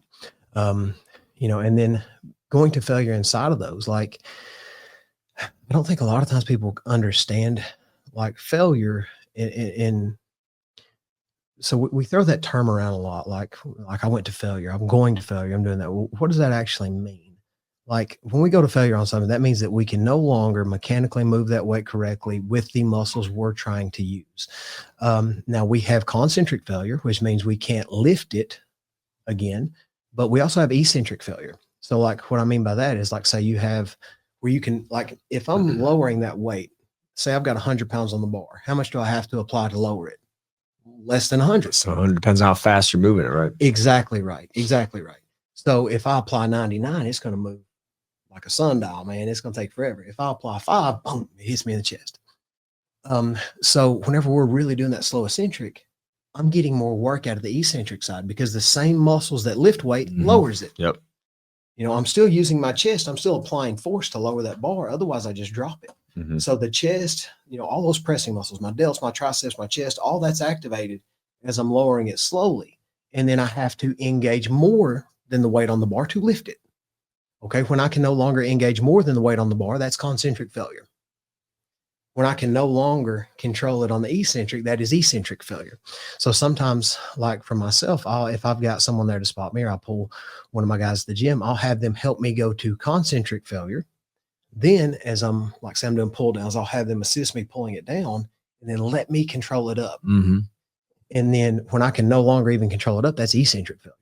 This is an advanced form of training, but like going to that point too, like, but again, being mindful of those reps, being intentional, and then, to train this way is very effective. There's been many bodybuilders trained in this manner, but like, the thing that it causes you to do really is you really do have to not care what the person next to you thinks, because you're not going to handle a ton of weight this way. But I promise you'll get to where you can handle a ton of weight in any way you choose if you do it long enough. Like, I was able to bounce back and forth from bodybuilding and then do powerlifting in the off season. And I'd been training this way. Maybe I hadn't even bench pressed, during the whole prep for the bodybuilding show, but I'd been doing things in this manner. So the control I had, the power I had, once I switched gears, it was all there. And then, for jiu-jitsu people, what are some different muscle groups or different areas that maybe let's say if you have an athlete coming into a jiu-jitsu practitioner coming into you who is wanting to start a lifting program or whatever, are there things that you'll program in there for them? Or are there certain things that you look to add in for jiu-jitsu athletes regards to lifting? Is it a new jiu-jitsu guy or a guy that's been doing jiu-jitsu for a long time? We'll say it's a person that's been training for, let's say, like 5 or 6 years. So they've been training for a little while. Work on that upper back, right? Open them up. Sure. Because a lot of times you'll have they'll have protraction in the shoulders and their scapula will be elevated, even when they stand here like this. Oh yeah. And helping them utilize that back and work that back a bit more and get it opened up. You look at any jiu-jitsu class after it's over, you'll see a bunch of rounded shoulders because that's our posture to fight. Yeah. And even boxers, you roll the shoulders, you're fighting, sure. You think, if you think about like most animals like mammals, right? They walk around on all fours. And so their most vulnerable areas are covered. Sure. Right. Whereas ours is wide open. We're on 2 feet. So in order to cover our most compromised areas, pretty much every fighting art involves coming in to protect, because that's the way that we're humans are, right? So like you think about boxing, kickboxing, we're here. You think about jiu-jitsu and wrestling, it's here. Everything is about closing off that space. And so you develop that, like you said, that those rounded shoulders, that rounded back. Yeah. And you can see that in someone's posture. In the gym, in the bodybuilding world, you'll see guys that pay way more emphasis and attention and give more emphasis to the anterior muscles. And all they want to do is bench press. And they don't think about posterior muscles, and they'll get that. The shoulders will protract, and it almost like their palms are facing backwards. They look like a bulldog. Yeah. Like they're walking around, and they're kind of like that because they don't have any upper back muscles. Yep. And you're setting yourself up for injury there. Yeah. Big time. Well, yeah. Cause your shoulder's sitting out of its proper alignment. And, and then like even your skeletal structure isn't in alignment. Like everything's just tight and bowed up, you know? So like a lot of times that would be the case is working that upper back and getting them to open up if they've not been lifting correctly and they've not worked on that. Okay. But you know, you want to think of what's going to carry over best. Compound movements are going to carry more bang for your buck. And what I mean by compound movements are things that are causing you to move more than one joint at a time. You know, like a barbell row is going to do way more for the jiu-jitsu athlete than a bicep curl. If I have to pick between the two, yeah. you know, doing things that are going to engage, because, you know, everything's working together when you're doing jiu-jitsu. Like you're not just using one little thing at a time sometimes, but, you know, so using those compound movements, you know, squats, deadlifts, barbell rows, presses, these things to work as much muscle as you can, and, you know, learn to control that through those movements, you know, and working them through the full range of motion too. Especially, you know, with jiu-jitsu, because, you know, you think of like these positions where I can be compromised. Well, you know, if somebody's, and me and you had this discussion, like you'll put me in a position where I'm stretched out and I can't use big, strong muscles, you know, and if you're doing, you know, a movement and you're not opening up and really working from those weakened positions, then you're way more at risk of injury when you get put into those positions. You know, and that was something even I had to do after my surgeries, is I didn't have that range of motion for so long. So I was extremely weak in those new ranges. So had to really work on that. Yeah. But again, working through the full range of motion, you know, and doing compound movements is going to be a big, big help. Yeah. And, you know, for any of you guys that get onto a program like that, a, you know, big part of that too is you got to, I hate saying it this way, but you got to take your pride or your ego out of it, you know, because a lot of, you know, when you get into the gym, you know, if you're moving things slowly, if you're getting to these full ranges of motion, this means that, you know, the weight might come down. But for me, as like a jiu-jitsu practitioner of, you know, 20 plus years, you know, grappler, I've been grappling for 25-ish years, 25, 26 years.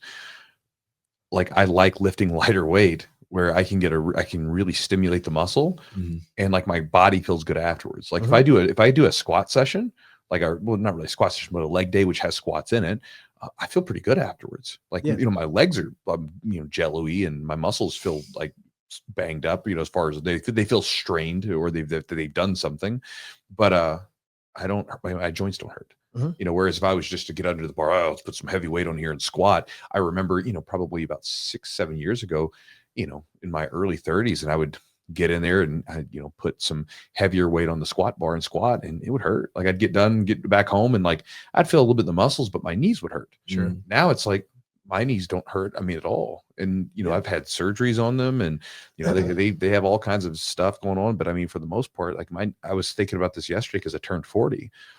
I feel better at 40 physically than I did when I was 30. Like when I get out of bed, like I remember at 30, I was getting out of bed and like crackling and popping and stiff, and I'd be walking up the stairs all funny. Now I get up out of bed, I can immediately drop into like a, you know, like a squat to pick something up, no problem. I don't have any issues going in with my hips or my legs or nothing. And I think a big part of that one is, you know, like with you learning how to like target, like rehab myself in certain areas and do it as maintenance. Then with you, with like cleaning up my diet, I remember that was one of the big things that changed. It was, oh wow, like if I eat this way, I don't have any inflammation. Like my fingers don't feel anything, my knees don't feel anything. But then if I, you know, go off the rails, I feel it, right? So it's like a great incentive to keep eating a good diet. And then the lifting that way, where really slowing the weight down, focusing on that full range of motion, having these pauses and these eccentrics and everything else, it made a big difference where I could lift more often and feel absolutely no joint issues, which I mean, which is great, you know, because again, doing jiu-jitsu and stuff, like obviously, like you said, you got to take care of your joints. And so, you know, when I look at like 40, like I'm doing a hell of a lot better than I was at 30. Recovery is not as great. You know, I could still recover faster when I was 30. Sure. But, you know, overall, like how I feel like getting up in the morning, I feel better, you know? So, yeah. And like, you think about like when you have a technique really down in jiu-jitsu, it doesn't take a lot of power to apply that, and you're efficient and you're very technical, and it doesn't take a lot of power to apply that technique correctly. The same way with lifting, it doesn't take, you know, I can use my form is good enough. And if your form is good enough, you know, you can use lesser weight and really flex. And when you're controlling those tempo movements and stuff, you can get that muscle to really activate when you're really targeting that muscle, you know, and it doesn't take, you know, you can do that a lot of times when you fix somebody's form and you really break it down to doing it exactly as they should, especially with, you know, oscillating movements where we're really targeting one muscle. They'll be surprised at how little weight it actually takes. Oh yeah. To really target that muscle, you know, like even those lateral raises, like you get somebody to sit just right, take the traps out, no swinging. Oh yeah. Well, I mean, I think I picked up 20, 25s or something. And then by the end of it, I think I was using like 12s or 12 and a halves or 15 or so. It was like dropped in half. But then like by the end of it, it's like my you know, my medial delt was like twitching, you know, because I'm hitting it in a way that it was not used to. Yes. You know, and even the beautiful part about that too, like when you travel, sometimes you get to those crappy little, you know, like hotel gyms and stuff, and you're like, well, this is all I've got. If you know how to work with it, like you can still get something there, even if you don't have like super heavy weight to use, you can still get a lot of workout. I have guys say, you know, like, well, my gym, you know, this, if I was going to lift here, man, their dumbbells only went up to 50 or this. I would go to Planet Fitness, but they've only got this. And it's like, well, do you know how to lift weights? Yeah. Or do you know how to lift weights? Because if you do, you can get something out of it. Well, it goes back to what are you going to do? What can you do? Absolutely. But the upper back, for any of you guys listening, upper back's huge. Like that'll take a lot of injuries out of the way for your shoulders. And even like I used to get really bad muscle spasms in my upper back because there was this constant battle going on between my overly tight like muscles in the front and the weakened muscles in the back that are constantly pulling. I'd get these really bad muscle spasms. Yeah. I don't get them anymore. Yeah. Weak things break. Strong things don't hurt. That's right. And the most important thing I think is full range of motion, strengthening throughout the full range. Yes, not limited, because that's where you're vulnerable. That's where your tissue is vulnerable to failure. That's where, you know, submissions usually occur at end ranges. That's where damage occurs. You know, Kimuras, Americanas. Not over here. It's at the very end. You know, when full range of motion. I mean, you're only as strong as your weakest area. So you know, and that's the thing is like you'll have guys they'll half squat. Oh yeah, the bro squats. Yeah, they'll half squat. I wouldn't even call them a half squat. Sometimes it's like a 3/4 squat. Yeah, like what is that? Yeah, it just want to put some weight on a bar and tell people how. Or you see even the leg press. You'll see guys slap, and then their knee barely bends. Like I mean, it's like they're got it. And you know, and they'll brag about that weight. You know, it's like, well, I squatted X amount, and it's like measuring your wiener from behind your balls. You know, it's like, like, but I'm gonna cut a compilation of just like one-liners. Have you listened to him and his buddy do their podcasts? It's like I feel like he's in the same boat. I love the clips. He's sitting there talking, and then I set him up all the time. All the time. Yeah. He's like just like, damn it, like king of one-liners. Yeah. I love it. But I don't know what we're talking about. But again, like what you think of like a pressing movement, you're only as strong as you are when the joint is under the most amount of flexion. Yeah. You know what I'm saying? Well, like if you're at the bottom of the squat and your knees and your hips are under the most amount of flexion, that muscle stretched out. If you can't come out of the bottom, you can't stand up. You know, and same with bench press. You come to your chest, you're under the most amount of flexion here. If you can't press out of that, that's why like in competition for lifts, there is judged under a great deal of scrutiny. It's like your femur has to break below parallel. You know, the bar has to come to a stop on your chest. All these things. Yeah, because you'll get the benching competitions. They'll have like a pause. Right, they'll pause at some point. Yeah. Yeah. So sometimes they'll have like a pause to it, right? Opposed to just like or bouncing. Like your butt can't come off the bench. Your feet can't move. You know, all these things. Yeah. Yep. All right, we'll do some Q&A. Let's do some Q&A. Let's do it. I don't understand quite what the first part is there, Chewy, but what's that? We can what's the first part? Funny enough, I'm going to be meeting my day for the first time this year. Let's go back down. Maybe he met his dad for the first time. I don't know. All right, maybe, yeah. If you had to pin it down to one or two exercises, what would you recommend to prevent jiu-jitsu injuries? I mean, you got to go for it. You got to throw your stuff in there, but I think it's like you got to really depends on the person, right? Like what kind of issue? Because like you were saying, like for me, I used to have really bad it would happen like once a year where I would be doing something and I would have like a muscle spasm in my back where I couldn't stand up straight. You know, and then that was an issue. The upper back work fixed it. And then even like I used to have some issues with my knees being really tight. And as I did like squats at a lighter weight and focused on like sometimes like when we did the first cycle through together when I started with you, where I would have a 2-second pause at the bottom of a squat. It was a 5-second eccentric with a 2-second pause. you're just sitting there. And I remember like coming out of that, not lifting heavy weight, but afterwards, like feeling like I had this really good stretch, and my actually increased my flexibility a bit in my legs, where I felt more limber. Because you're getting that weighted stretch essentially, and then you're building muscle in ranges that I wasn't used to building muscle in. And then as I had that muscle strengthened up in the strength there, my body was less tight. So what you got? You got anything for this you want to add? And then I'll add the end. Like anything, exercises, probably like, I'm sure your wheelhouse is more strength training. So yeah. So for me, when I think of this for preventing injuries, like first of all, you want to look at, okay, where are you compromised? Like what link is the weakest? Like we want to reinforce any of those weaknesses and bring them up to par. Have you had any injuries that we need to look at and consider? Is that throwing your mechanics off? Is it an issue like on your left side? Say you injured your left leg, so now your right leg is overdeveloped. But honestly, looking at balance and looking at full range of motion, that would be my thoughts on it, regardless of the exercise, the stretch, whatever. You want things to be as balanced as possible, from, laterally and anterior posteriorly, just because you're going to call on something one day and it's not going to be there on one side or something, whenever you're moving through something. So full range of motion and working to be balanced in those exercises. Yeah, I think one of the areas, now you can't really prevent, I was gonna say you can't prevent injuries. It's obviously you're trying to mitigate injuries, but like you guys both said, it range of motion, trying to establish good range of motion, full range of motion as you can, good control under all of that range of motion.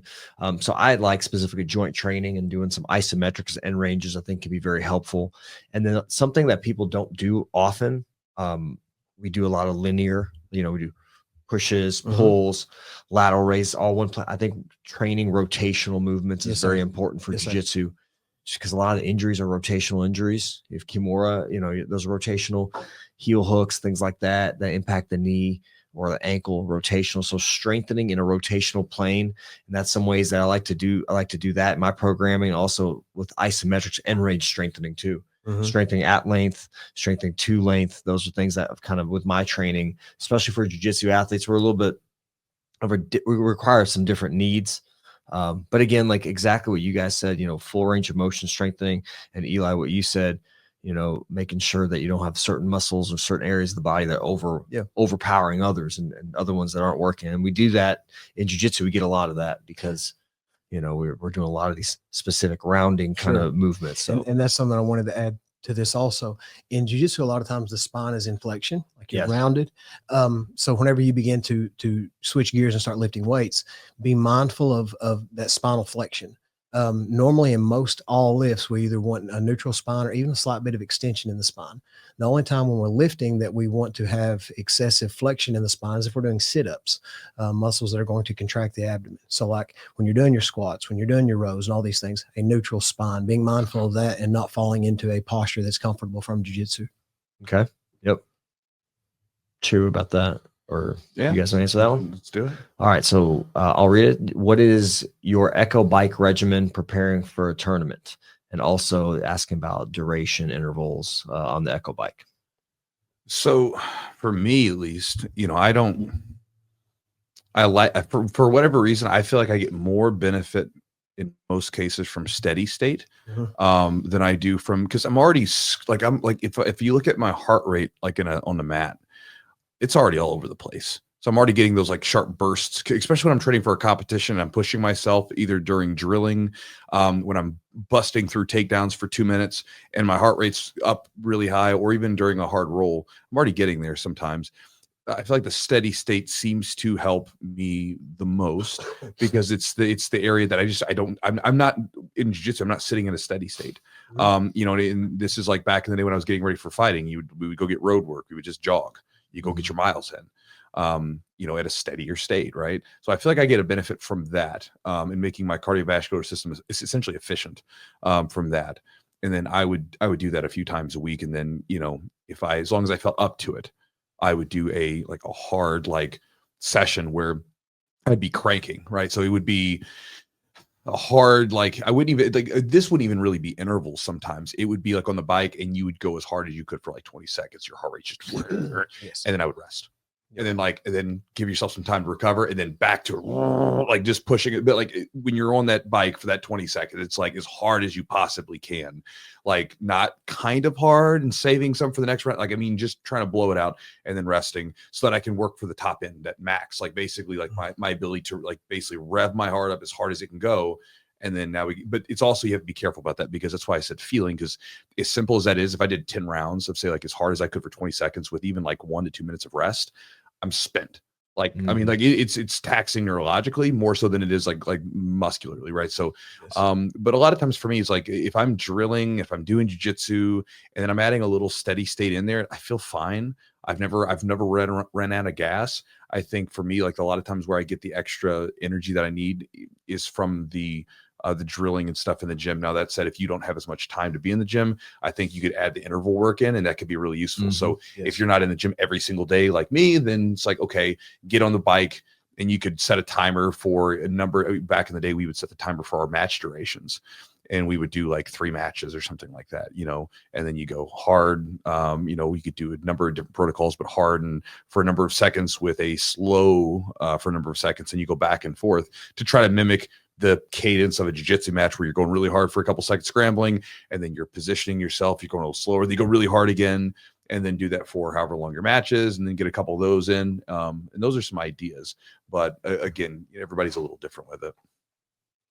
As far as like interval training that I'll have some clients do, honestly, like Tabata drills, you do 8 rounds of 20 seconds on, 40 seconds off, as far as a relaxed pace, 40 seconds. I would do it in like a wing gate style. So like if I'm on a spin bike, like I'll crank that tension up as high as I can stand it for that sprint. Like I want to be working, like to the point that I'm wheezing almost. I want to be really, everything I have, and then dial the tension back, pedal, at a relaxed pace for, the rest period. And then again, getting that speed up, cranking that tension up. And the same concept if you're on an echo bike. But I agree with you 100% on that. If, you can add that in if you're not getting as many sessions in on the mat as a jiu-jitsu athlete. But that steady state is going to help a great deal too, with being able to come back to baseline with your heart rate.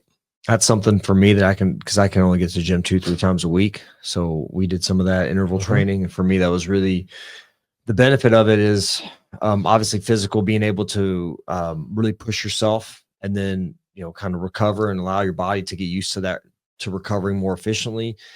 The other piece, Chewy, you talked about the mental aspect of pushing yourself and really trying to blow it out as hard as you can, having like to dig a little bit deeper and really kind of, it sucks. I listened to some music that I really didn't like just to make me mad a little bit. I'm not going to tell you what I listened to, but I listen to Nickelback. I put Nickelback on and I get after it. I get a bad rap. I mean, like, it wasn't great music, but I mean, like, it was like on the radio all the time. It was like, it was like super like catchy radio music. Very catchy, but terrible. Well, actually, I had a cousin he was paralyzed, and he actually credited their music for helping him be able to walk again.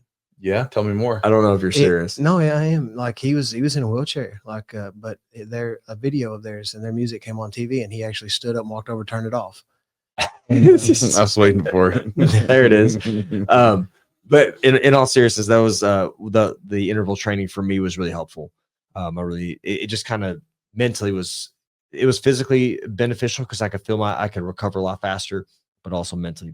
Well, also you're getting your body used to being in those kind of zones, right? Yeah, so like sometimes in jiu-jitsu, again, if you're a more experienced person, and this is like something where, back in the day when I was a black belt and I didn't have like a ton of highly skilled training partners, I used to do more cardio work because I just knew my body needed to be able to get to those places.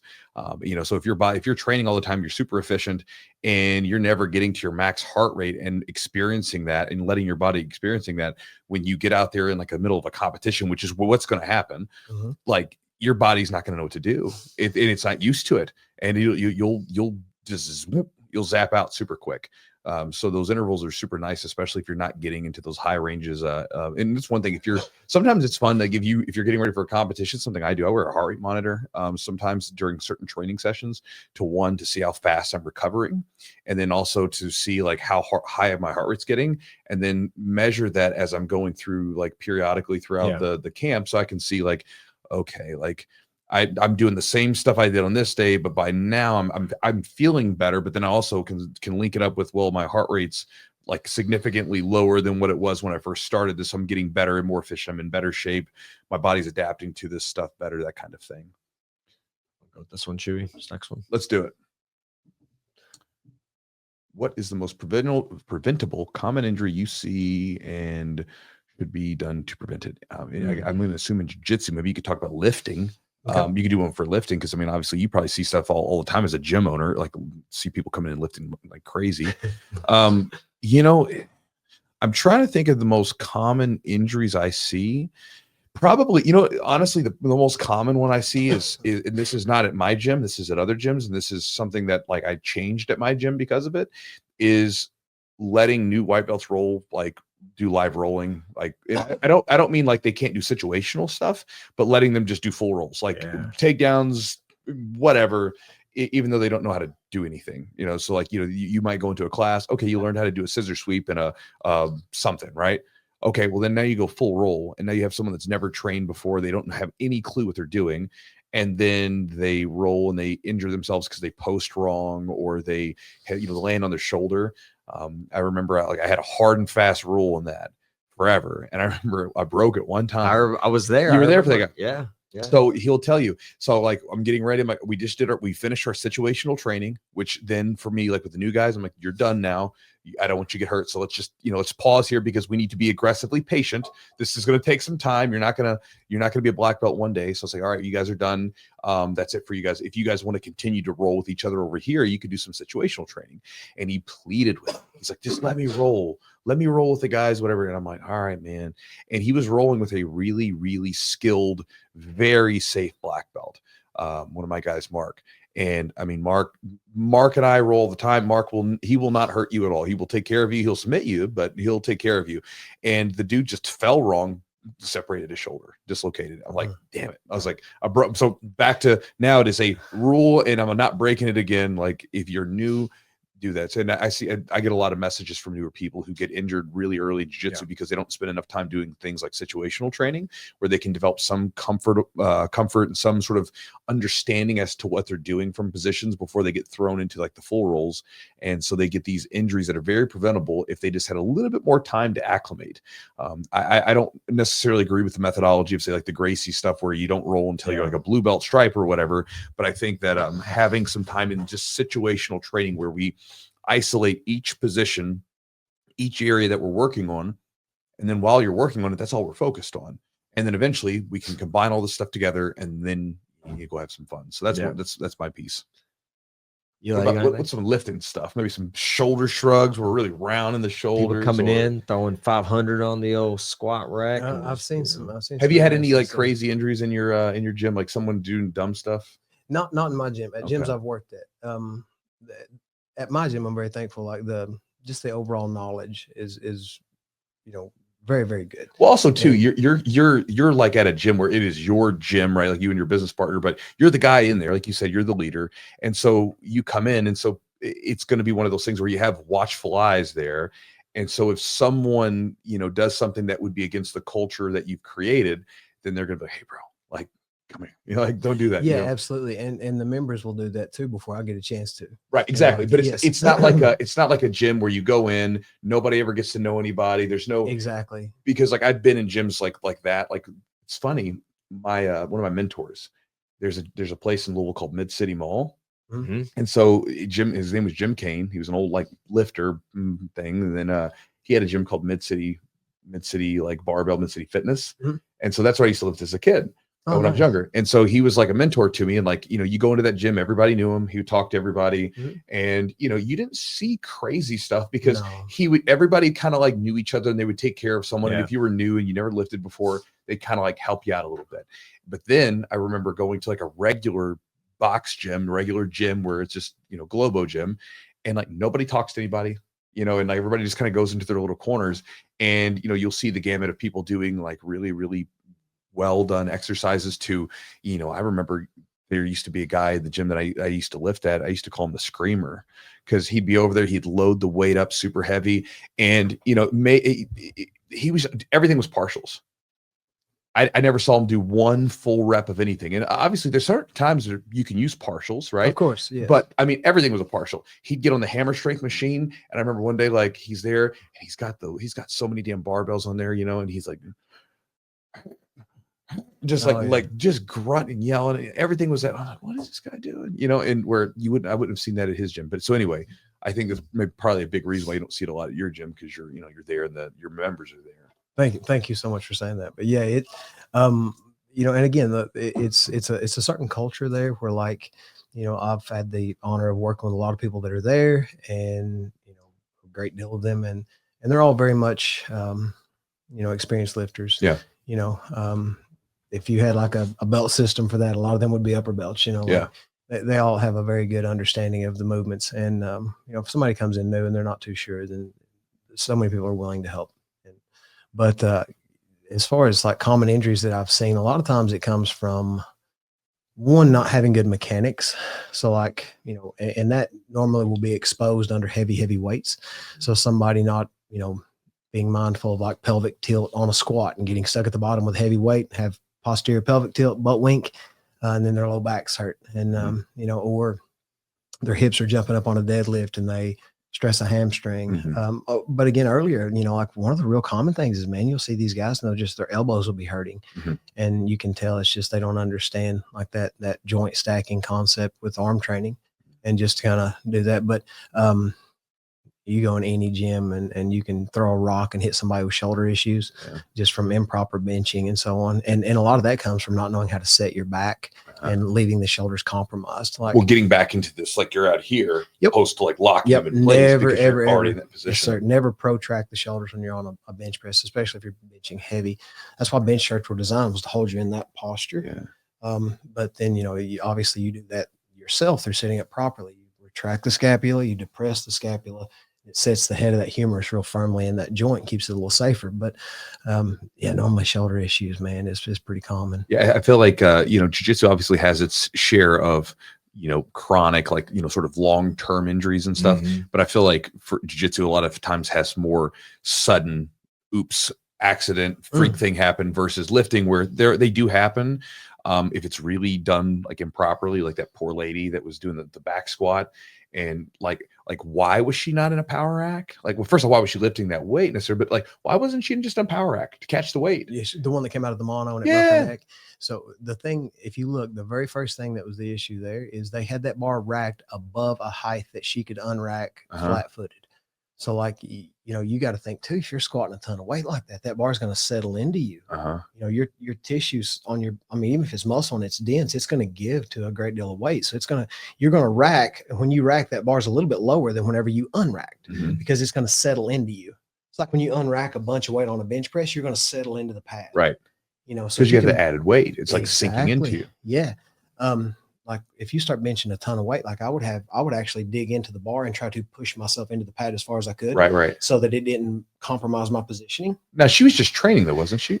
Or she it wasn't a competition. It didn't look like, I mean, I see no judges. I see no setup, no, you know, nothing. Because I didn't really want to see it. Someone was telling me, I saw a clip. I was like, I'm good. But I was like, why didn't they have like straps or something to catch? Like, yeah, they had no safeties. I think it was on a mono and they had no, so I have a mono at my gym. And what it is, mono lift, it does one lift. It's for squats. And what it's designed for is you stand up out of it and the hooks swing out of the way so you can squat directly in place. You don't have to walk the squat out. Which is important if you're lifting like heavier weight, where you're trying to don't walk. Have to walk on it. Yeah, if you've got like 1,000 pounds on your back and you're trying to walk, you know, that's going to be rough. It's on one leg at a time. Right. But anyway, it looked like I can't remember if it was a mono for certain, but I'm thinking it was. But anyway, they had the hooks higher than she could unrack, so she had to tiptoe, which is dangerous as hell anyway. You know, she's not planted. You want it to where it's just below your lockout, so you can actually get in your squat pattern, squat path, and stand up with it, and then you're there, you're settled. So when she tiptoed and then the bar come out and sit down on her, her heels dropped, she broke posture, she fell. The guy spotting her obviously couldn't do anything with it. Yeah. And it actually, my understanding is it broke her neck and severed her spine.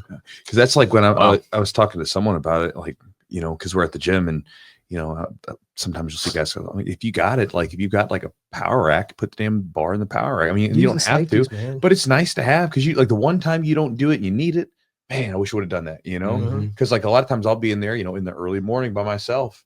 I'm like, that bar is going in the middle because that's what it's there for, to catch me if I fall forward, so that, you know, or if I fall back or whatever happens, my knee slips, my knee tweaks, I can't get up. It catches, opposed to, you know, me like falling forward. And again, you can bail out of squats and stuff sometimes, but still, you just never know. Yeah, and you got to know how to bail out too. Yeah. You know, it's like you know, like the points you made, you know, about people, you know, not knowing how to, you know, do takedowns or even how to fall correctly, break fall or anything. Same concept here. You have to know how to fail correctly.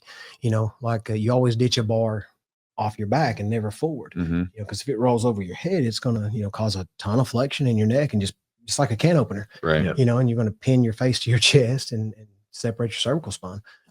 So even like people, whenever I have somebody I'm working with, I'm like, I'll teach them how to ditch a bar, you know, and get out from under it, you know, because again, it's, if you feel compromised, you know, you want to be able to get out. Like you're taking it, especially if you're lifting like heavy weight that could really risk injury, being able to get out safely is key.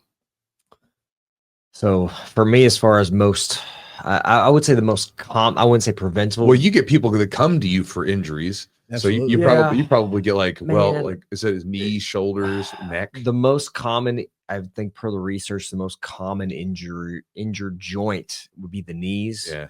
I don't know if it's preventable. It kind of depends on the person. I think you need to make sure, I mean, a lot of it's knowledge of what your joints can do and where their limitations are. Like I said, some preventable stuff is making sure that you're prepared for training, you know, warmed up properly. You do the rotational training. I think that's something that can be beneficial. I think Chewy, you made a great point about like with beginners, you're taking out a lot of these variables, you're putting them in a very constricted kind of positional training or very restrictive environments where they're less likely to plant incorrectly or move incorrectly. That's just kind of, a lot of it comes to like just building an understanding of what you're doing. So in jiu-jitsu, same thing, in weightlifting and getting under a squat or a bar, like knowing what's the proper positioning of the bar height. How do I load it? How do I put it on my back? How do I actually bail out? So a lot of those things a lot of it's education. I think and I don't know how the research kind of exactly explains this, but you know, for you, for example, you've gotten injured a lot less as you've gotten older. You've gotten, you know, obviously your skill has always been there, but you've gotten wiser about what your body can handle. A lot of beginners get injured, you know, a lot more early on because they're making bad decisions or moving incorrectly. As we get older or like more experienced in jiu-jitsu, I think I've gotten less injured. I've got some chronic things, which we all kind of develop, which is we get older. Part for the course. Part of just getting old, right? Sure, yeah. You know, something to kind of go back to the lifting analogy, or it's kind of comparing it to lifting, just like lifting lighter weight and trying to like get better at lifting, opposed to just trying to move heavy weight. You know, a lot of times people go into the gym and they get into these gym wars, right? And it's one of those things you have to remind yourself sometimes that it doesn't matter. Like practice doesn't count. Like, what are you why are you training that day? Are you trying to get better with a particular movement, a particular position, or are you just trying to win because you want to feel good about yourself? It's like going to the gym. Are you trying to lift? Are you trying to hit a certain muscle group? Or are you just trying to pull up a certain amount of weight on a bench press because you want to feel good about yourself? You know, one of the things that changed from my 30s, you know, as I was getting older, was that like writing was on the wall. I couldn't train like an idiot all the time. And so I had to scrap the gym wars and be a little bit more intentional with my rolling and be more focused. And that made a big difference where you could roll less hard and still get a lot of skill progression from it. Even if you weren't even winning the rounds technically, because you're working on something specific. And so for a lot of people coming into it, don't worry about winning as much. Worry about like, am I getting better with the technique? Am I getting better with the position? That stuff's far more important. And it changes the focus on just trying to win in practice, because it just doesn't matter. And a lot of people get injured because they start going really, really hard all the time in the practice, in the gym, and then leads to injuries. Okay. One thing I wanted to touch on quick before we change subjects. So as far as like, you know, working with lesser weight and so on, and like working on your form and so on, even you'll have sometimes people say, I want to use less weight and just get my form down. It has to be enough weight to make you use correct form. Sure. It's like when you're drilling and somebody gives you just enough resistance to make you do the technique correctly. That's a great point. It has to be enough weight to make you feel when you get out of that groove. Mm-hmm. Like it has to be enough to make you pay for it a little bit. Yeah. Not so much that if you get outside of that, you're going to get injured. But it has to be enough to give you that instant feedback, like, oh, that didn't feel right. That wasn't good. Right. Because otherwise, you know, practice doesn't make perfect. Perfect practice makes perfect. Sure. And if you get used to lifting sloppy, even with lightweight, and you continue to go on, then that's just going to continue to get further and further. I mean, that's like, I remember CrossFit, like they used to give us the PVC pipes. Mhm. And it's always so stupid. Like I was like, this doesn't make any sense because this, like, I don't feel this at all. This is not what it's going to be like. Yeah. And you know, that's the thing is like you have to have enough on there to give you that feedback so that you feel whenever you are doing it correctly or not. Otherwise, you get no feedback, and you can do it in any way without any kind of, you know, penalty. And what you had said there about the knees, and feel free to touch on this too, or tell me if you disagree. But a lot of times when I've seen issues with the knees, that's the part that showed up. It was actually a downstream problem sometimes because somebody would have weak hips. And they're like, man, my knees hurt on squats. And it'd be because their abductors were so weak that their knees were caving in on that squat. You know, so a lot of times maybe that's not the issue. Maybe that's just what showed up as a result of an issue upstream. And that's just where you were having the issue, and it brought that to your attention. But sometimes mechanically, you know, and again, you'll expose that whenever it's a great deal of weight or you're under a lot of, you know, fatigue. Because like with lifting, we're dealing with margins, and that margin is the distance between your load and your limit. Yep. And that would be your margin for error. You know, like if I've got a very, you know, lower weight on the bar, and I've got a very high max on that lift, well, then I've got a large margin for error. Whenever I get above, you know, like 90%, 95%, well, that margin for error becomes non-existent. Yeah. And if I get out of that, then, or even if one muscle in that chain can't stand that, then again, like say my abductors are weak, my knees are going to cave in, you know, I'm going to lose. Yeah. You're getting some bad habits there. Yeah. And you can kind of get away with a lot of incorrect things because it's not enough weight or stimulus to make you correct it.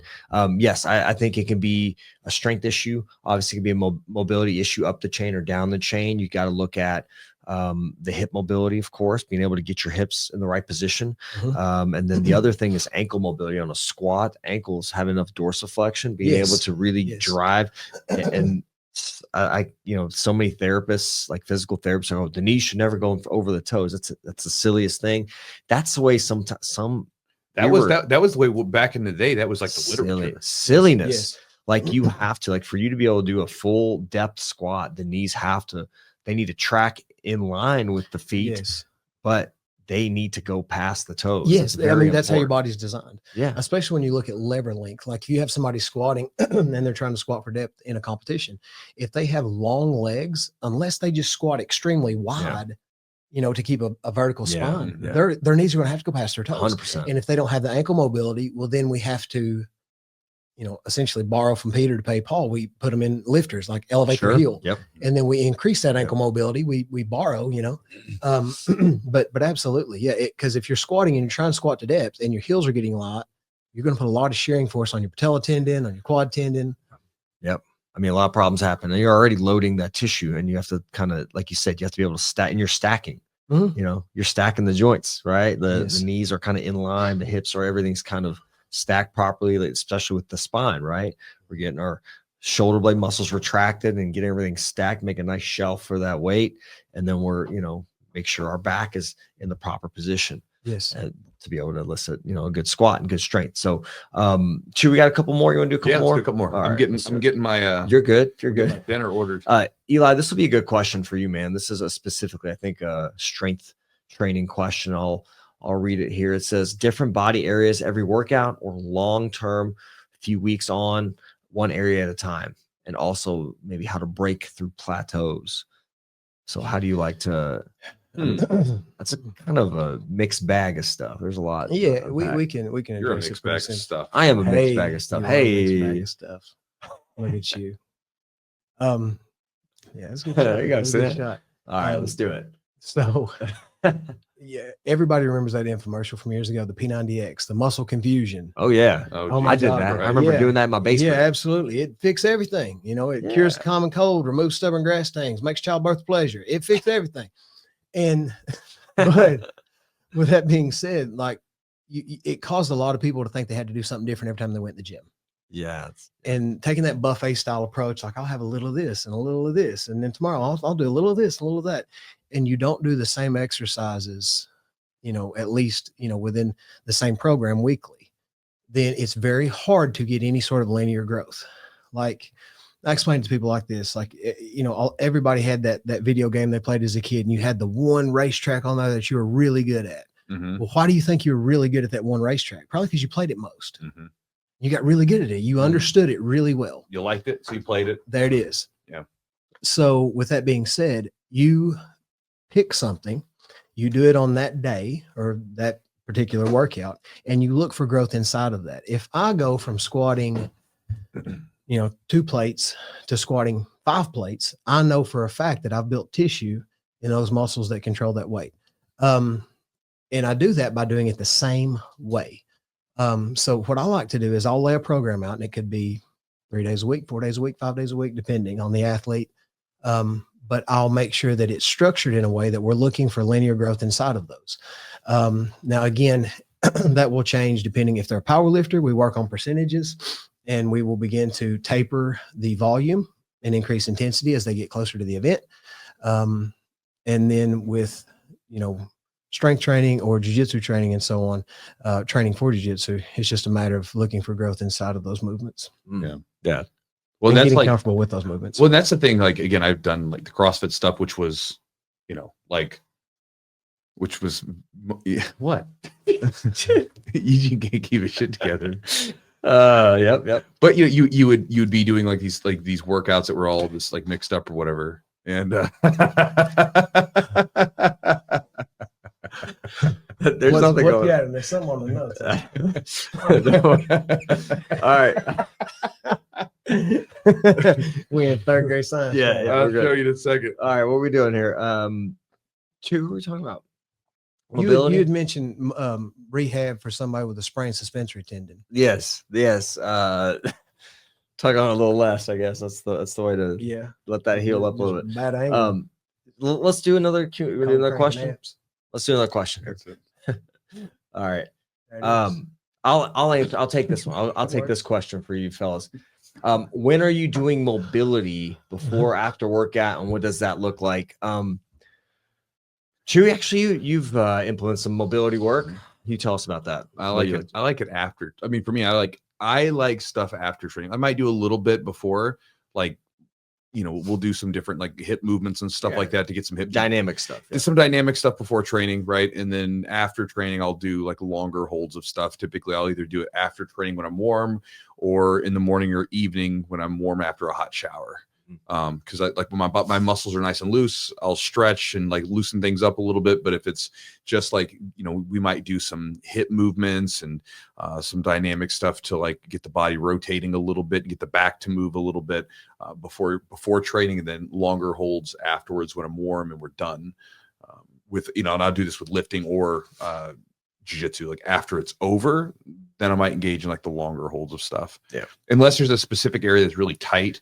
So like for instance, my ankles tend to be kind of tend to be kind of tight. So before a squat day, I'll do some ankle like stretches and I'll hold them a little bit longer because I just need to have, because it gives me a little extra that I need. That's sort of specific to me. So I agree. So I do like joint cars to make, it's like those are kind of joint circles. So control articular rotations. I do that like as a daily practice. Like I'll do that, but if I'm at the gym or I'm working on something specific, I'll spend more time there on that area. So you don't have to do every single joint in the body, but maybe like, you're going to be doing jiu-jitsu and, your hips and your knees and maybe your shoulders get a little tighter and you need some work there. So I'll do those joint circles, nice controlled, some, shorter hold times beforehand. And then after training, you do some longer kind of cool down holds if you need to for stretching. Is there anything you like to do? Because you got some limitations in your shoulders. Yeah. So from a lifting standpoint, my stretching beforehand is to make sure that I can mechanically do the movement mechanically correct. Mm-hmm. So if I'm tight, like before squats, I might do joint gapping on my knees. I'll do the cars like you There you go, joint gapping. And I'll do some of these things to help me get the range of motion that I need. But after the workout, the muscle's full of blood and it's a lot easier to stretch. And I get a lot more I can get a lot more effectiveness out of that stretch once they're full of blood. Mhm. Like, not to mention too, if I'm moving from one muscle group to the next, like say I'm doing back after chest, Yeah. well, I have to open my back to get my elbows back for the rows or back movements. Sure. So if my chest is still really tight, I can't get my elbows Right. past that center line. So loosen up the chest so you can get better back. Exactly right. Yeah. Yep. And I may even, like say if I'm a little sore before, like my back day, so my chest is a little tight, maybe I stretch my chest beforehand to help again get those elbows back to to be able to flex those posterior muscles even better. Yeah, that's something I picked up from you when we did a back day, was stretching my pecs out before I did my rows so that I could get more engagement out of my back because I can go a little bit further. Yeah, absolutely. Yeah, and being able to open and like we talked about earlier, getting that full range of motion, really being able to stretch those muscles out too, and it helps the recovery of that chest if it's sore. Not sure what that one is. Ferguson versus Dennis. What's that? GFL. Oh, Dylan that's Global Fight League. Oh, I don't That's know. that new one. Yeah, They're I guess putting a bunch of Tony over the Ferguson. hill people. Have you heard about this? No, you know what I wish they would do is I wish they would start like a masters division for fighting. It's kind of what this is essentially. But man. like all these guys are they're not wording it that way, but former it kinda UFC is, yeah. people. But then like don't make them do like maybe 2 rounds of like 3 minutes or something. Because it's like if you're old, you don't need to be in there fighting like 5 minutes, right? Like just put them in for like a 2-3 minute, like 2-3 minute rounds and be done with it, right? And like be like a thing. I think it would be, That'd be cool. Yeah. I mean, to me, it's like there was all kinds of like old UFC fighters that needed some money, who didn't need to be in there fighting hardcore, but you put them in there like for a couple minutes. You could even tweak the rules a little bit. Like in jiu-jitsu, they don't even let like some of the old guys do certain moves. Just like say, all right, like if you're in the masters division of the UFC, we'll take away like certain movements to the head or whatever to try to like maybe you can't elbow in the head on the ground or something. I don't know. Something to try to keep people safer. Yeah, I don't know. I think it's kind of that I would consider that like those GFL or the Global Fight League. I think is what it's called. It's like these teams. I would consider that's like the the senior league, like the masters division in jiu-jitsu tournaments. That's probably those guys are all similar. But here's the thing too, they're probably juiced up. Let them juice the brains. What do you don't think the masters division of a jiu-jitsu tournament? Well, not like they're juiced up with it. You got a 55-year-old Brazilian with 12-pack abs coming out. Oh, bro. I mean, you go to the tournaments and stuff, and it's just like I mean, like it's like all these guys. I mean, because TRT and again to me, I like gotta get on that, man. Well, no, I mean, but being serious, it's like it's one of these things where if you can take something that would make you feel better, help you recover, and improve your overall quality of life, and if done under the right guidance, it doesn't really pose too many health risks to you. Yes, sir. What the fuck when you do it? Right? It's like they go, well, it's not natural. Yeah, you know what? Like, there's a lot of things it's not natural. We got fluorescent light blasting us in the face. We're talking through a damn screen. This stuff wasn't around thousands of years ago. We sleep on beds made of weird foam that cushions us, right? Like, it's like if we find better ways of doing things, and so if you get these older guys that are training and they're wanting to be competitive, and they're like, I go to this clinic, I get my blood work drawn and everything else, and it can tell me if I'm ever. Then why not? Go ahead. So I mean, the Masters division is full of it. Yeah, and they don't even test the Masters divisions. Bring back TRTV tour. Oh man, bring back TRTV tour. Yeah, dude, he was like, you could tell sometimes when he was like blasting, like on some cycle. There was one match. There was a fight. There was a fight where he had with Marvin Eastman. Yep. And he split him. Yeah, he got hit with his head. If you go back and look at him, that form that he was, I was like, oh my god, because he came out of his lat like he looked like he was about to fly away. Right? He had aesthetics too. Like he actually looked good. He looked great. Yeah, I mean, he looked amazing. And then TRTV tour was like, was like the perfect sort of blend of it. Like he wasn't too, because there was a times where he'd get too big. He'd get gassed out. It was like he was big enough, and he still had that he had that ability to just. He was one of those guys like with his striking and everything else. Like he could just blast you at any point. Oh yeah. And you wouldn't know. He only needed one round. Only needed one. All right. Let's do this one from Dennis. All right. Dennis the Menace. Dennis, what's up, man? How would you go about balancing multiple coaches, strength, nutrition, BJJ, mobility, PT, etc., if the recommendations start to conflict? Here's a question if you're still with us, Dennis. Maybe you have multiple coaches and maybe this is a problem. how are these different coaches conflicting with one another? That would be an interesting thing to think about. Like, you know, do you have a jiu-jitsu coach like who's trying to tell you how to eat or trying to whatever, or do you have you have your mobility coaches telling you not to do this? You know, I think maybe a good sort of rule of thumb is just, you know, make sure that everybody's staying in their lane. You know, like I feel like what he's asking is actually at this table. Like there's so many guys that have all three of us as their coaches for these very things. And you know what I'm saying? Like literally, like that's what we all do for a great number of people, and we all work together with this. And you know, I think communication is super important. Yes, like sir. I think you have to, if you feel like there's something conflicting, you need to. I mean, you could even have your coaches. You know, we've worked with people together. Yes. Somebody that I've worked kind of more with recovery or like an injury rehab, and I'm like, and they're working with you as well, and I'm like, hey. These are some things I'm looking out for, just trying to be mindful of because they're recovering. And you're like, yeah, cool. I've got it. I can adjust. I know how to work around that. So I think some of the things, the ego comes into play for a lot of coaches. They feel like their thing is the most important thing, and it's not. It's a piece of it. And I think everybody's got to be able to work.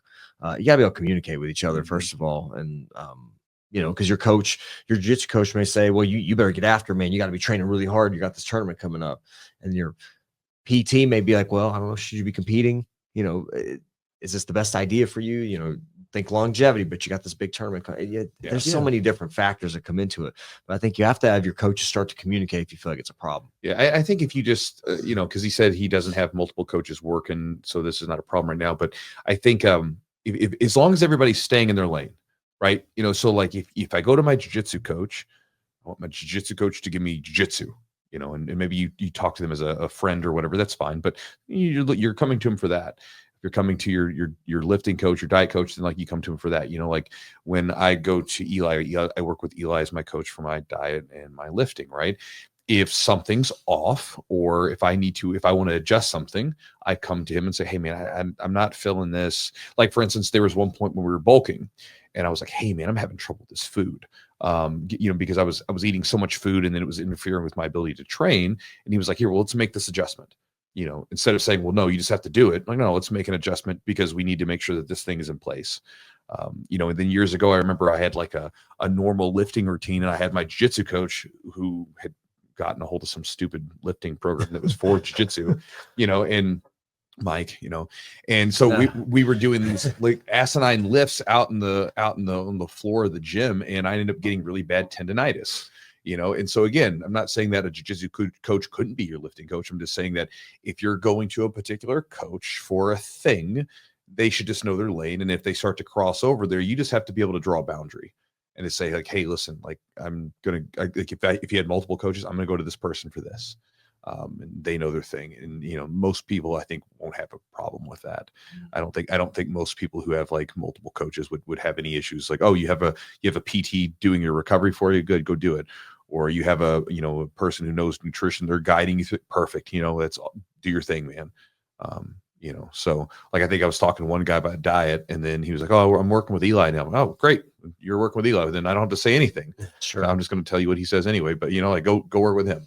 So I don't think that's going to be a big deal for most people, as long as you have good coaches. And if they start to get weird, you can just draw a boundary and say like, no. Yeah, it's similar to like having multiple like doctors. Like you have a cardiologist think this is the most important thing, and this is causing everything. And you have your, you know, endocrinologist or whoever, and they think their stuff is so you just everybody's going to see things through a certain lens. It's like having multiple wives, where you know they just. Are you speaking from experience? Because I don't know what that's like.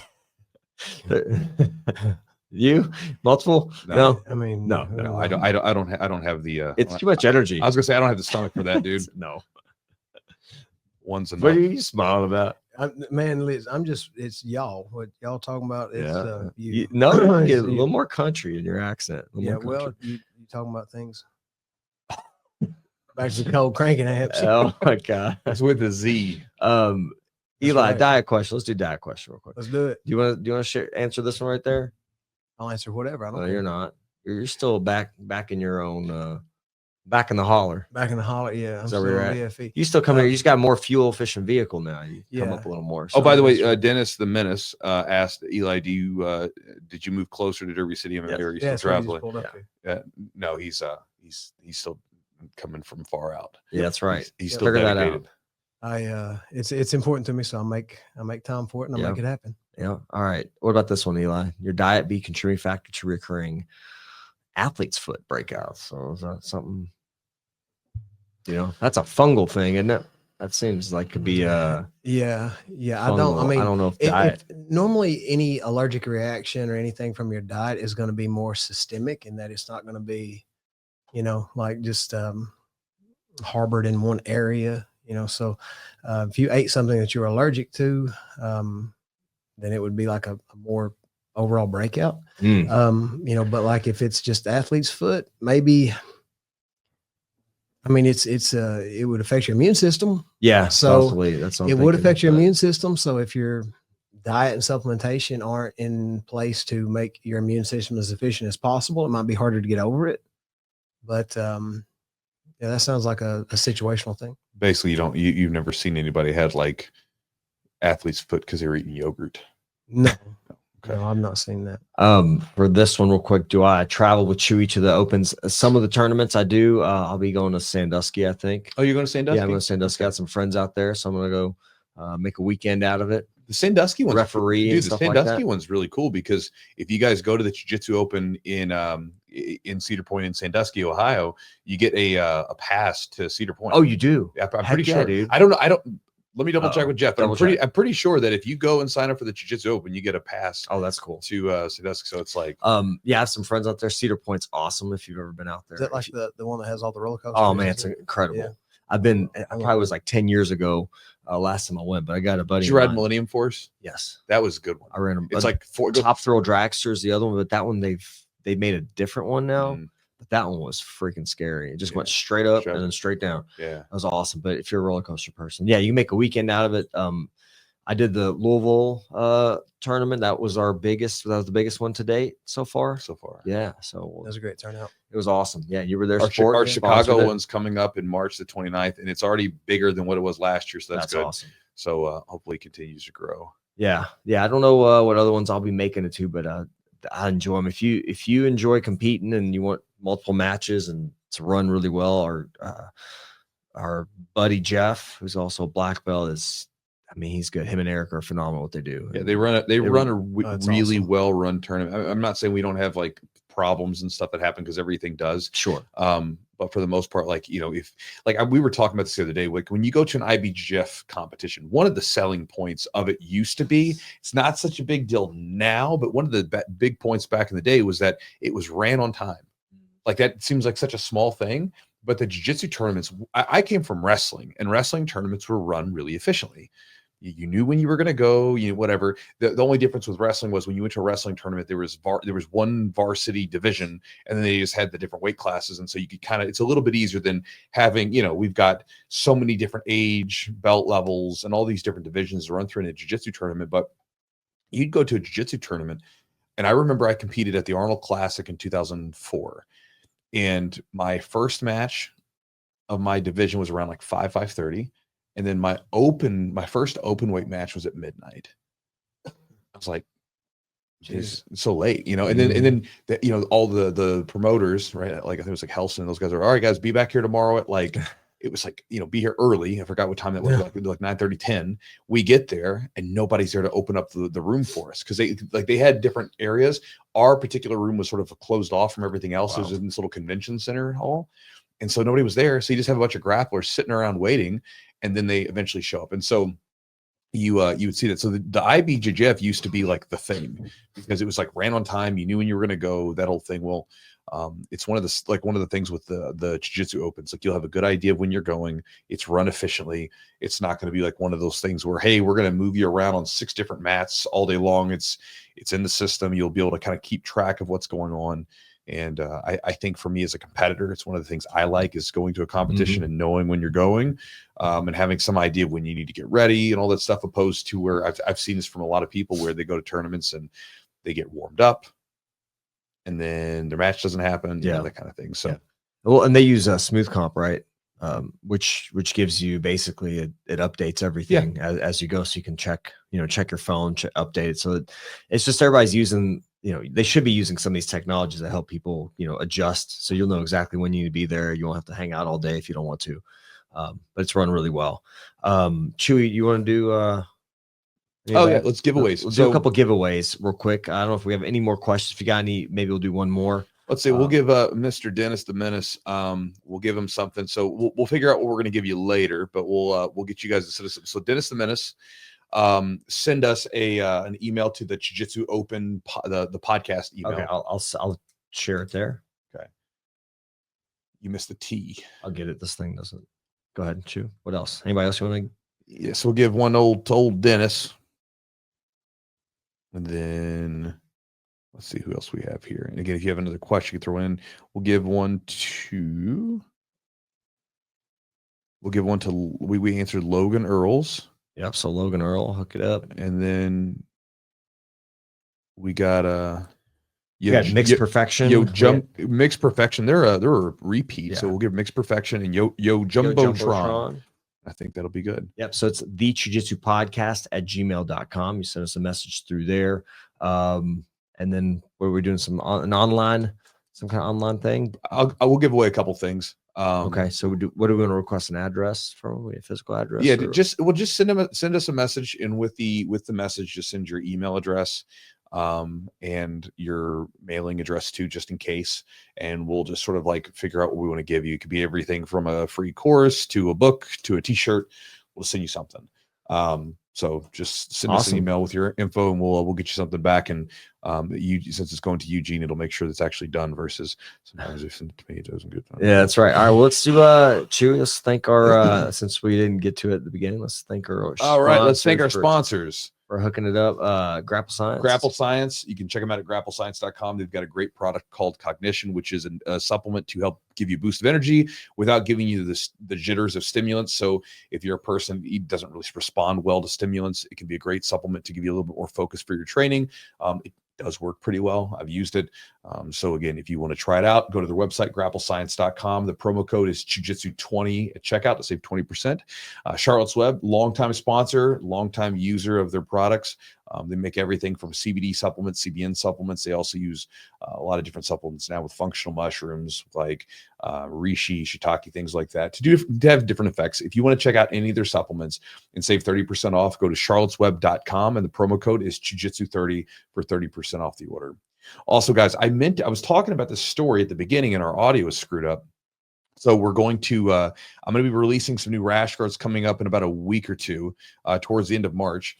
And part of the reason, the big hang up, was the fact that I went to the IBJJF competition, which is like the HOA of jiu-jitsu competitions, right? All the little rules. For you guys that actually heard, if you're listening to this later on, then you're already hearing this again. But for you guys that were in the live feed, you did not hear this because of the audio feed. So I get to the competition. I'm at the Nogi Worlds in 2024. I have my rash guard on. I go out, and as I'm walking onto the mat, the ref stops me and says, "Hey, you can't wear that rash guard." I was like, "Why can't I wear the rash guard?" She's like, "Because it has gray on it. You can only have black and white." What? It's like light black. She's like, "No, it's gray." I'm like, okay. So I went and changed, put on my rash guard, which had like all the belt colors, like white, blue, purple, brown, black on it, but somehow that was fine. And go out there and compete, and it was fine. So I wanted to make sure there was an IBJJF black belt legal one there, because the rest of them are 100% IBJJF legal if you want to wear them for that purpose. And so we'll have actually 6 different designs coming out in the next couple of weeks. And so if you guys want to check it out, you'll hear stuff about it. But I'm getting it made through Epic Roll. And if you guys want to check out any of their stuff at any point, they do great stuff. I like all their gear and shirts and everything they make. It's at epicrollbjj.com. And the promo code for it is Jiu-Jitsu20 for 20% off the order. Also, if you guys want to support the podcast directly, you can become a patron by going to our Patreon at patreon.com/the Jiu-Jitsu podcast. For some of you guys that were asking about like mobility routines and stretching routines, when you become a member, Eugene has a series that he did for me and for my Jiu-Jitsu camp people that came in a couple of years ago, where he took them through these different movements to support us before we were getting ready to train. And again, we were there for those 3-day camps. They're tough, and so we were doing those to kind of keep people loose. And so if you guys want to check out that routine plus a bunch of other perks, You can go become a member of the Patreon. You get all that access to that stuff. And again, it's only about 20 minutes worth of stuff. So you could either do it 20 minutes or you could even just shorten down and do chunks of it that you want to. By the way, guys, this is sort of off topic. If you guys want to join in May, June, and August, I'm having my annual summer camps here. Summer camps sounds like I'm coming in. Hey, kids, come on. But we're having the Jiu-Jitsu camps here this summer. And the first one in May is on guard retention and side control escapes. June is on my old man guard passing style. August is half guard sweeps. If you're interested in coming to those, just go to my website somewhere. Keep an eye on it. Registration's about halfway full. We're actually about 60% full. And so we've got a few spots open at the camps, each one. But if you're interested, just get in touch with me or check out my website. You'll find some details about it. Also, if you want to join, and that'd be another way you can find out, go to my website at chewjitsu.net/join, and you can join up and get my daily email. When you get my daily email, it could be everything from specific training ideas on jiu-jitsu, some of the stuff that I've learned with lifting and everything else. And then also I share books that I'm reading and just anything that I think might be useful to you on and off the mat. And then on top of that, when you sign up, you'll get a free book that's called Focus Jiu-Jitsu. It's a free ebook, and it comes with a video where I go through the whole book in case you don't want to read it. And again, giving you some ideas on training tips to get more focused training. As I was talking about earlier, it's really important that you train with a certain level of focus when you're doing jiu-jitsu, opposed to just coming in and just going really hard and not really sure what you're doing. You can get a lot of jiu-jitsu. You can get a lot out of jiu-jitsu with a lot less injuries, or even sometimes less expenditure of energy if you get really focused on what you're doing. And so the book will give you about 12 different strategies on how to do that. If you want to check it out, go to the website, chewjitsu.net/join. And then again, you get the ebook. You can unsubscribe at any time. Otherwise, you can enjoy the emails that you'll get from that point on. And I want to say, Eli, if people want to work with you or get a hold of you, how can they do that to get some coaching on strength and nutrition? Yeah, so you can reach me with my email, elicoffeycoaching@gmail.com. You can find me on Instagram also at elicoffey_. And I'll have all that in the show notes. So if people want to just find that, it'll be in the show notes for Eli. Man, appreciate your time, brother. Thank you, guys. Yeah, for any of you guys like watching or listening in the future, hey, listen, in all seriousness, if you guys there's so many people, and it always happens, right? Like, if any of you guys are interested in like figuring out like how to eat to support your performance, to lose weight, gain weight, if you want a lifting routine to go with it. But I think the food for most people is the big one. It's the big rub. Absolutely. A lot of people have no idea why they're eating stuff, how to eat, to do certain things. I would encourage you to work with Eli. It's not cheap. But even if you don't work with him forever, it can be an education in the short term where you will then understand and take sort of the mystery out of food. It literally goes to, do I want to gain weight or lose weight? Because basically you just can adjust it and you can do either or. For me, it was a really eye-opening experience, both to lose weight and do so in a really like thoughtful manner to where I'm not just starving myself and I'm exhausted all the time, where I feel pretty energetic, able to train hard, feel good. And then being able to gain weight where I'm not just spilling over and getting fat. I'm like gaining muscle, and I'm not just getting, chunky in the process, right? Maintaining my body fat pretty much the same as I would be like during like sort of a maintenance phase. And so again, it's been a really useful education. So I encourage people to work with them. If food is something you struggle with, whether you can't gain the weight, whether you can't lose the weight, or if you just want to see like what happens if you get like really dialed in with your food, how do you feel?